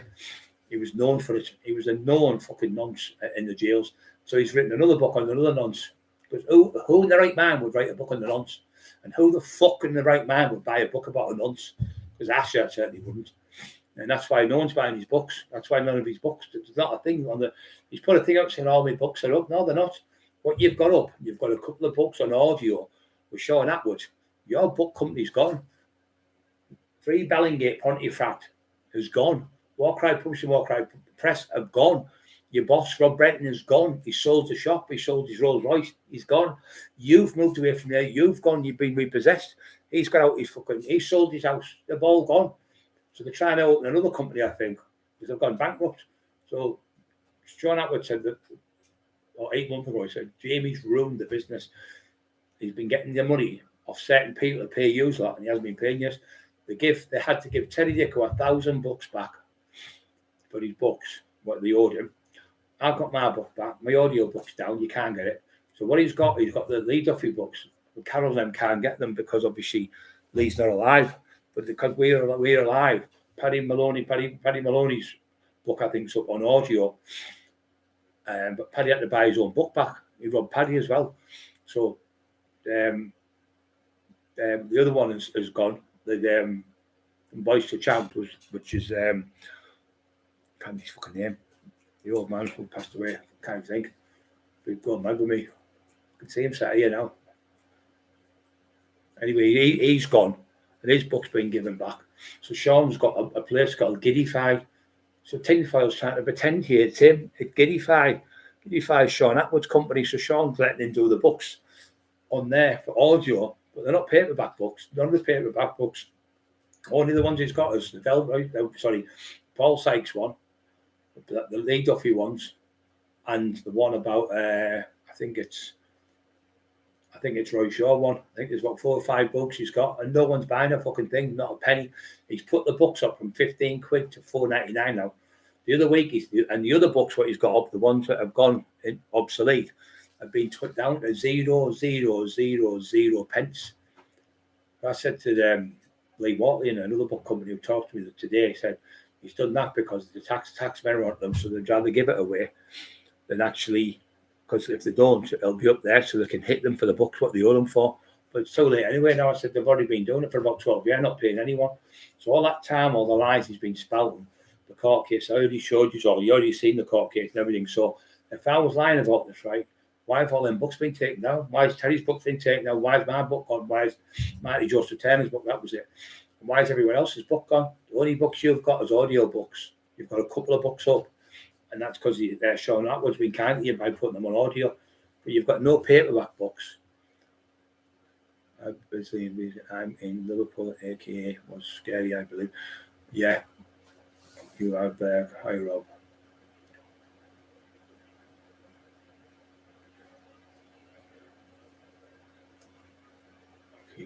Paperback. He was a big fucking monster. His dad was I think he's Somalian or something, and his dad was like an MP, like what do you call when you come from another country, when the ambassador, I think he was an ambassador from his country, and he was sick, he was about that type of size, but he had to crush. He's been done by more people for sexual crime than anyone. He's been done about 265 times for squeezing people's muscles or picking people up, but bloody fucking come never came near me. But that's another one he's got there, Pepper. Another wrong one. Being in the paper is the most prolific paedophile, if you want to call him, whatever, obsession with people's muscles, like a sexual obsession with people's muscles and touching people in gyms and feeling the legs when he's walking the gym. So he's been done about 265 times, and he's wanting to do the book. He's a fucking weirdo. You know why he's a weirdo? Because he loves all that stuff. He thrives on the people being hurt and raped. He loves it. Oh, it never happened. It was never proven. Well, the screws have come on and said it. I've said it. And everyone else has said it. So everyone's a lie apart from you. And I'm thinking, how would you know fuck all when you were 9-year-old? You never even met Paul Sykes. I took money off him, £1,200, and I also went to fight him another time, and he wouldn't get off the table. He sat there and shit himself. He wouldn't get up. He absolutely fucking shit himself. And then Terry Marsh battered him for Leeds, and he never ever come back for another fight. He got beat. He was a coward. He was one of them who'd like, if you could have a go, I think, well, I'll beat him. I couldn't beat him. But if you knew the rules a bit like I was fucking monstrous as you knew in the day, I would get out fucking side. No, you get out. And he went, no, we done that. He said, no, waved me away like that. Fucking people were there. Teddy Rich was there. Dave Garside was there. Dave Garside offered him out twice. Lee Duffy offered him out. Every time anyone with a big name used to shit himself. He was one of them who was like, he'd only have a fight if he knew could beat you. Look at the old John L. Gardner. I've never seen a boxer in my life turn the back like that. Fighting to the British heavyweight title, he turned his back. No, because he wasn't a little fucking 18-year-old kid, was he? About 8 stone. He was a man who could have a fight, 6'5", 15 stone. So how could you beat me when I was 24 stone? That cunt. And he's going out all lies. It's lies, no, that idiot. But loads of people have come on here and said, I remember Brian offering him out. It's even in Paddy Conroy's book. The story of what happened. It's in other people's books. We were around in them days. Why would I want to make it up? I just look like an idiot if I was lying. Oh, so many pals there, past and present, heard about. Heard about that Aki Billy Moore's channel. Fucking off it, mate. Yeah, fucking disgusted, mate. What happened? Zoe knows the full story. 2 kids were frightened. They seen him coming. They were about 8, 9-year-old, and they ran across the railway lines to get away from him. They got fucking ploughed off the train, killed the 2 kids. So he got lifed off. So because his dad was a diplomat, that was the word. His dad was a diplomat. After 6 years, he got out. So why would you want to write a book on a man who fucking 2 little kids ran out? He got frightened of him. He's like the bogeyman in Liverpool, but he's used the gangs to go and talk to people. Things like that. But he ran away. The kids, only kids, got both kids were killed on the railway lines, frightened him and ran away. Fucking disgusting. And he wants to write books on people like that because that's him. He just loves all that paedophilia shit. He sits there like that, give these fucking vulgar he is, makes me sick. And she goes, I think it's quite funny, his wife. I think it's funny. Paying fucking, he's on the train station. She goes, where's the rent, boys? When he gets off the train, I'm thinking, what did you think of that when he said that comment? Because I was still with him then. I think it's quite funny. I went, and you bothered that he's having sex with other people and paying women money to have sex with him. And I think it's funny. I thought, you're right. You're just like fucking Brady and fucking Finley. That's where because he's got hair on as well. That Rose West and Fred West, the best parents in the world. He's got on his page. Mentally deranged. Now he's teamed up with that fucking pile of shit. Bit Irish fucking bullshit. Shithouse. Colin Maguire, he's a great lad. He's from Liverpool. He'll tell you about that dirty bastard. He'll tell you, Colin's a great kid. Mary Howarth, another lovely lady. Sounds like Paul Elliott. Sounds like Lucky Brian. Yeah, that's what he's called, mate. Purple Lucky. He chased the kids down on the railway track, and the kids fucking ran away from him and whatnot. Emma was there. She was lived there at the time, and the kids were petrified of him. But I see, Big Bride, they all love me around here. Kids go, look, there's Big Bride there. Look at me, all that kids in the street. Oh, hey, son, you all right? Yeah, you want a picture? Get a picture with the kids in there, just to be nice. Yeah. Just pain. Aki is mad. One, ha. Purple Lucky, yeah, that's his name, yeah, Purple Lucky. It's terrible. I don't think anyone who's done that or things like that to children should ever be justified to be putting a thing. He kept saying, "Oh, Charles, it's lies." I said, "Well, what? When you were on Jimmy O, you turned around and said, well, when his sister said to me what he'd done, she said, I wanted a big, strong, big brother to come in and love me and give me a cuddle and be lovely, not the monster who used to come to my bedroom." I said, "Well, that's what he said on the show." And I said, "What really happened?" He went, "I couldn't." And when she told him the truth, he went, "I can't say that. I can't put that in the book. I can't put that in the book," to his sister. Now, if it had been me, I'd have been fuck the book and ripped it up and threw it away. He turned on and said, he used to come in the bedroom and rape me every time my mum and that went to sleep, or dad or whatever. He'd come in and rape me in the bedroom. That was his own fucking sister. That's what Sykes was doing.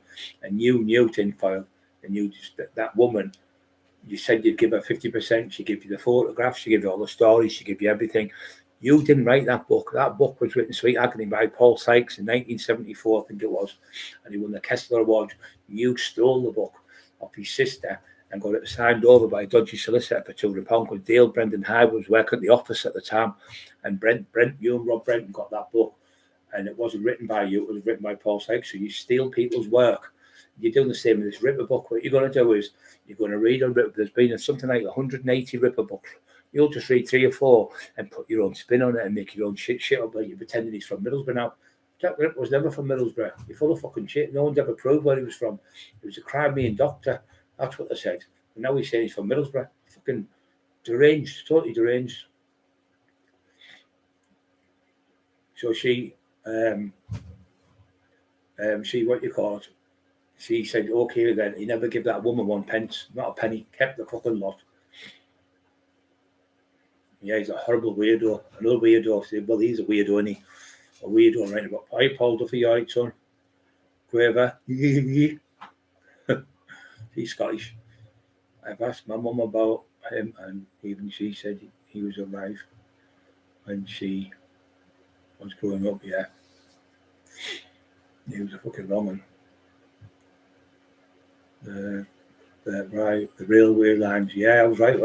Colin, am I right, Colin? I told you. Emma lived there. Emma lived there for 6-7 years. Wavertree she lived. Colin don't know that. I don't know Wavertree, but that's where she stayed. But Mandy Jameson, when Deck was going, oh, Cockerill's are blaming Mandy Jameson. They're threatening the woman. Ever in a million years did he think that was Jesus, the Lord Jesus? He's going, Cockerill's are bullying them because he was teamed up. He was teamed up with tinfoil. Fucking, this is what we've got to put up with. All the wrong ones. So I never once. And when he offered Decker out, Decker shit his pants. He phoned the police on me. Dodgy Dave will tell you. Dave's got the recordings. He went, oh, I'll phone the police. Over phone again, Dave. He went, Brian Cockerill's threatened to come to my house and beat me up. I could do with police assistance, but can I make a statement after words to that effect? Can I make a statement? I'll come back from the gym. And the woman goes, okay, then I'll speak to you soon. So Emma's got the recordings of him fucking grasped me up the police. So I went for a straightener before I got the injuries, the operation, and the shit house fucking grassed me up the place. I come to his house. He did it with fucking Carl Walker. Carl went to his house. His dad kicked Carl right in the fucking shin. Carl had a big massive bruise on his fucking shin. So we're getting the police, screaming the police. His dad was quite strong, he said. But he was going, "Oh, Dad, you're going to get me." Shitting himself. He wouldn't come outside with Carl. Phoned the police. Got locked up because of him. He was on he had to stay in so long. Like a Warren thing. Look at them. The fucking Romans, aren't they? So he said then, we, the Cockerills, have threatened Mandy Jameson, who lost her son, who got stabbed to death. Terrible, only 12-year-old. I think they called him James or something. Emma knew the kid since he was a baby. Anyway, so she went, "What do you mean, Emma who?" "Emma Cockerill. I've never heard of Emma Cockerill." And Emma came on, she said, "It's me, Emma."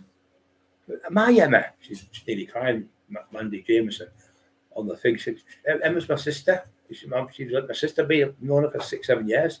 She said, "We lived together for 6-7 years in the same area." She said, "Me and Emma are like sisters." So that I just thought, "You, Jesus, thank you." So they just looked like fucking idiots. Remember we were doing a documentary about that girl. And then she said, right, she was really good about it. She told us the truth. But she said, "I can't say nothing on the YouTube like other people go on and fucking blab the mouse and get locked up." All she did, she went to the police and said, "Look, is it true about him? The Sarah's law and the Claire's law." She got it, checked it out, and she was giving the information. She said, "You knew you weren't allowed to go around children. You weren't allowed to be in my house with me or my children, and you lied, you." She said, "Get out of my, don't ever come back to my house." And because she talked to him on the internet live. And she said, "And Emma and Brian are my family. And she's been lovely to me." And she said, "They're lovely people. And Emma's never threatened me. And put this way, no one can threaten me. I've got family because the family are all top boxers and fighters." And she said, "I'm scared of no one. Emma will tell you, I don't back down to no one." She said, "But all I'm trying to do is a campaign for the son anti-night campaign."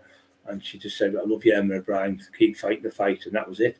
But then again, the tinfoil, they threatened the woman whose kids died, trying to drama queen, all the shite out again. It's all made up shit. Right, mate? I didn't know his first name. Yeah, his dad was a diplomat, I think. I'm from right, Colin, and he got him out after 6 years when the kids ran across the railway lines, if I'm right. Colin Maguire. It's proper an Irish name, that. Irish, well, most of the people, a lot of people from Liverpool are Irish, and they've gone there in the old days to work on the docks like this. My family went from Ireland to Scotland to work on the Clyde. When they used to on the Clyde, where they'd made like ships, they'd made brilliant ships in the Clyde. I've just done that. I haven't just come down the Clyde in a banana boat, Done about our mum today, how mum, Scottish sayings, fucking mad. Don't forget to push the like buttons, guys. So we can get over the 100 again tonight. I think we've had 406, I think. Tonight that'll be 406. 500 likes in 5 lives. Last 5, like 4, was it 5? 4 lives, I think it is. 500 likes. And our channel's going down the pan. I don't think so. Tinfoil. You can't even go on, you just go and tell a lot of lies. Writing a book about Delway Showers, paedophile nonce from Liverpool. Everyone knew he was raping the kids in Leeds. These party priests, Paul Sykes, you'd come in and go, "Oh, yes, son, you all right? Do you fancy a game of chess?" And he'd get them in there and he'd hold him down and fucking he'd have sex with them, so showers, while Paul Sykes used to hold him down. Known for doing it. Joke was the bad. I am blocking myself. Children's home got announced by Jimmy Savile. Toxis ended up at children's home got announced by Jimmy Savile. His own words, not mine. Right. Who's that, Pep Blackie?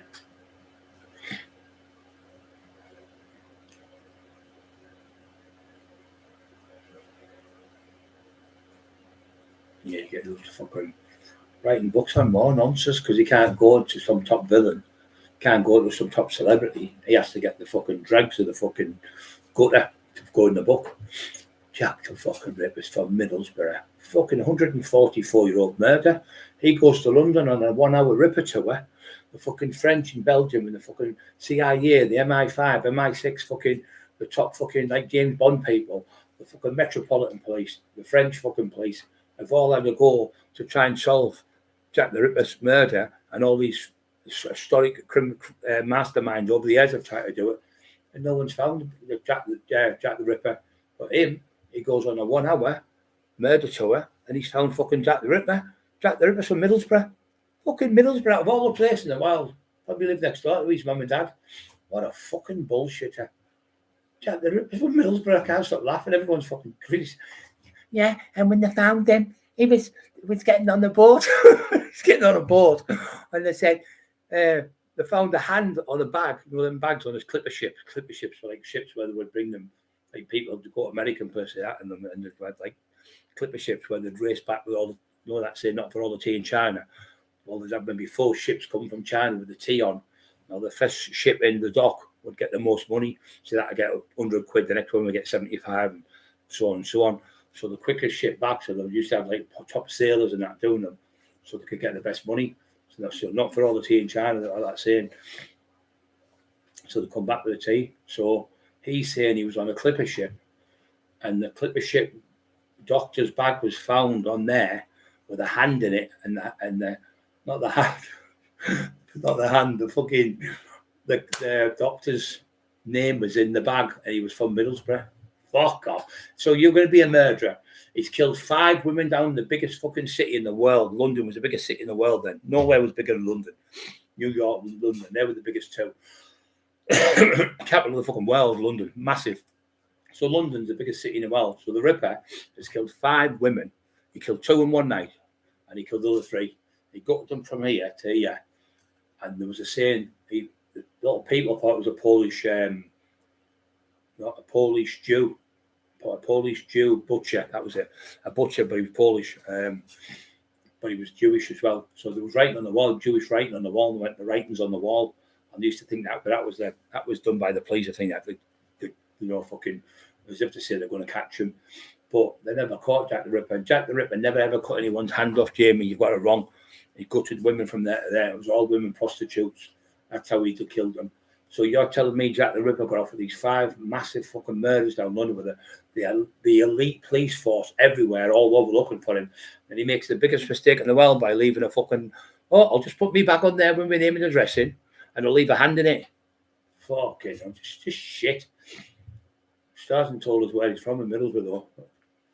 Fucking hell. So gets away with 5 fucking historic fucking, it's been out for 144 years. You go down there for 1 hour and you come back and solve it. Why don't you go to America? There's another one called the Zodiac Killer. Why don't you go and solve that one? That hasn't been done. You probably do that in 20 minutes, half an hour. Get yourself to America. Fucking bullshit. Jack the Ripper's from Middlesbrough.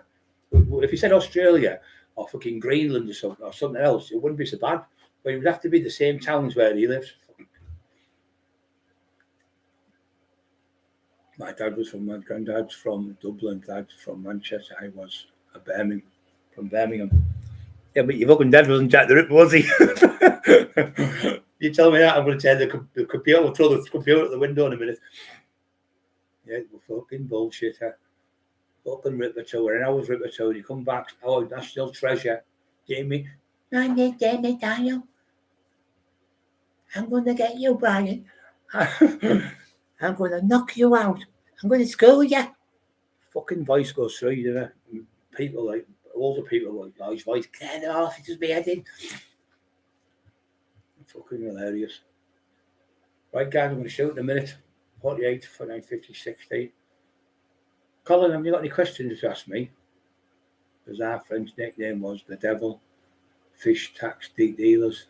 That was Frenchie. Well, Tinfoil, he was bullying Dale Brendan Knight, and Frenchie got on the phone and said, Lee, you stop bullying people, leave people alone. The man's got cancer because Dale was dying of cancer, really bad stage 4 cancer, Maria Howarth cancer, bullying her. Marty Joseph Jenner fucking dying, bullying me when I was in a wheelchair, bullying Emma when she's on her own. Fucking vile, horrible fuckers. They love to team up, so they've teamed up there with fucking Irish Paul. They teamed up with fucking Darren G. They teamed up with fucking what was the other fucking wrong one? Decca Ding Dong. So when you look at them all, the ones who've teamed up with, they're all wrong ones because good people won't go with them. No one, there's good, decent people being conned by him. But they've all come out now and they've phoned me and talked to me. Everybody in Middlesbrough I know who believes these little shitty stories. I've all said he was sorry, Brian, we didn't realise he's definitely fucking round the bend, him. He's mentally deranged. Yeah, so he said that he was talking about people like that, and then I said, he's fucking extremely dangerous, that's Stephen French. Like you when you're there, Brian. And so I'm telling you now, when he finally gets fucking done in, which he will get done in, because I can see it coming. I've been in this game that long. He's caused that much trouble with that many top gangsters and that many people, and all the places all over them. He thinks he's great behind a computer full of shit like the Irish Bull, shouting the mouse off and being the big hard men when they're behind a computer hid in the mum's house or hid in the fucking house with the computer and cameras up. But when they come down the next day, they're like that, shitting themselves because they're doing it. But the more heroin they take, the more they become like 1 man, 2 man, 3 man, I'll fight anyone, I'll fight. But why don't you do it instead of stop talking it? Do it. Don't talk the fight, walk the walk, stop talking the talk. We've heard this, walk the talk and talk the talk and talk the talk. We haven't seen you have one fight. We haven't seen 1-to-1 with anyone. And as soon as you get off it out, your asses go. You're both a pair of clowns. Kaminsky, I don't know Kaminsky. I don't know what that's about from the scene. Kaminsky, I know Kandinsky. He was a painter. He was the first one to do the splatter paintings and splatter them like that. Kandinsky, worth fucking millions, yeah. And I remember watching a program, and it was about footballers. It was like, no, you're being caught or something like a scam. And he was on it. David Beckham, I think, was on. And I think a few Man U players were on it, and they've got these 5-year-olds with wellies on, paint or red paint on his feet, yellow on that one, walk on that bit of paper, they walked all over, they put the hands all over, they splattered stuff on it, they've done it all, they cleaned it all up, put it on the wall, dried it all out, put all the frame on it perfect, and put on it Kandinsky. He went, yes, this is how much fucking shit they are then, what they call them, abstract paintings. Pure fucking garbage they are. She said, yes, you can tell it's a Kandinsky. The splattered painting drops to the side, and that one comes there, and he's brought that down here. I thought, you fucking clowns. And they were going on like they knew all about this Kandinsky. They went, this is who done it. And it was a class full of 5-year-old kids. It showed them a picture, and their faces went fucking purple, black, proper beetroot red. They just looked like divvies. I could have put my life on it as a Kandinsky. No, it was five-year-old kids, about 10 5-year-old kids. In the teachers' room, they put like plastic down for them, and I thought that's just proved my point. Any fucker can throw paint on a wall and bits and bobs. Oh look, it's like them things where they've got a cow with a head and an eagle's fucking foot or whatever, and on a bicycle or that fucking paint, that stuff, abstract fucking like a I don't know a bench with a head sticking out of it and a horse's leg or something and a fucking bird or something. What the fuck's that? It's just pathetic. So somebody who's lost their mind. Win the job. I'll thank you. I'll thank you. Win the job. Win the job. Yeah, fucking hell. Fucking mental he is. Working in a factory 40 hours a week, his wife said. Working in a fucking factory. Daft as a brush, mate. Yes, really. Right, he is fucking daft. Captain K, man. I'm not a fighter. Papa, you alright, son? Little McCollum, you alright, son? Gaffer 22 makes me wonder why people still work with him. For fuck's sake, yeah, it's insane because I've proved a fucking 1,000,000% me and Emma what he is, and everyone knows what he is. A fucking crank. They're not going to pay. You're going to get ripped. You've been ripped. Everyone else he'll just move on to another house and do it again and get the police to fucking you threaten him. He'll get the police on you and move to another house. All he does. 9 times he's moved, what I know of. But I've been told he could have moved again. But to be 11 times and 12, 9 times in 12 years he's moved. That says it all. Chased out of every single state in the whole of Teesside. He's not allowed to go in any pub or anywhere. He gets fucking battered, Sonny. The last 5 pubs he's been in, they've knocked fuck out of him. He's been chased down the street 6 times and he's been battered in Stokesy twice. So he's definitely cannot come back. They both threatened him, said, you keep away from fucking Teesside. None of the Teesside people want him here. And rightly so. That's up to the people living here. They don't listen to me shit. But his family's the same. His family said he can work with the fairies. We won't have him in the house. Right, guys, I'm going to shoot. We've hit nearly over. I need one person to push the like button and I can have a rest. My back's killing me. 2 hours nearly. And thank you for everyone who's been on again. I hope we had a good night tonight. I've just talked about bits of this and bits of that and just fills up the night and that, changing the subject from one to another instead of staying on the same one all the time. Friend is respected, man, regardless, garbage, see you, YouTube. Yeah, Frenchie is respected, man. Yeah, of course he's, mate. Me and him supposed to do a do in Birmingham.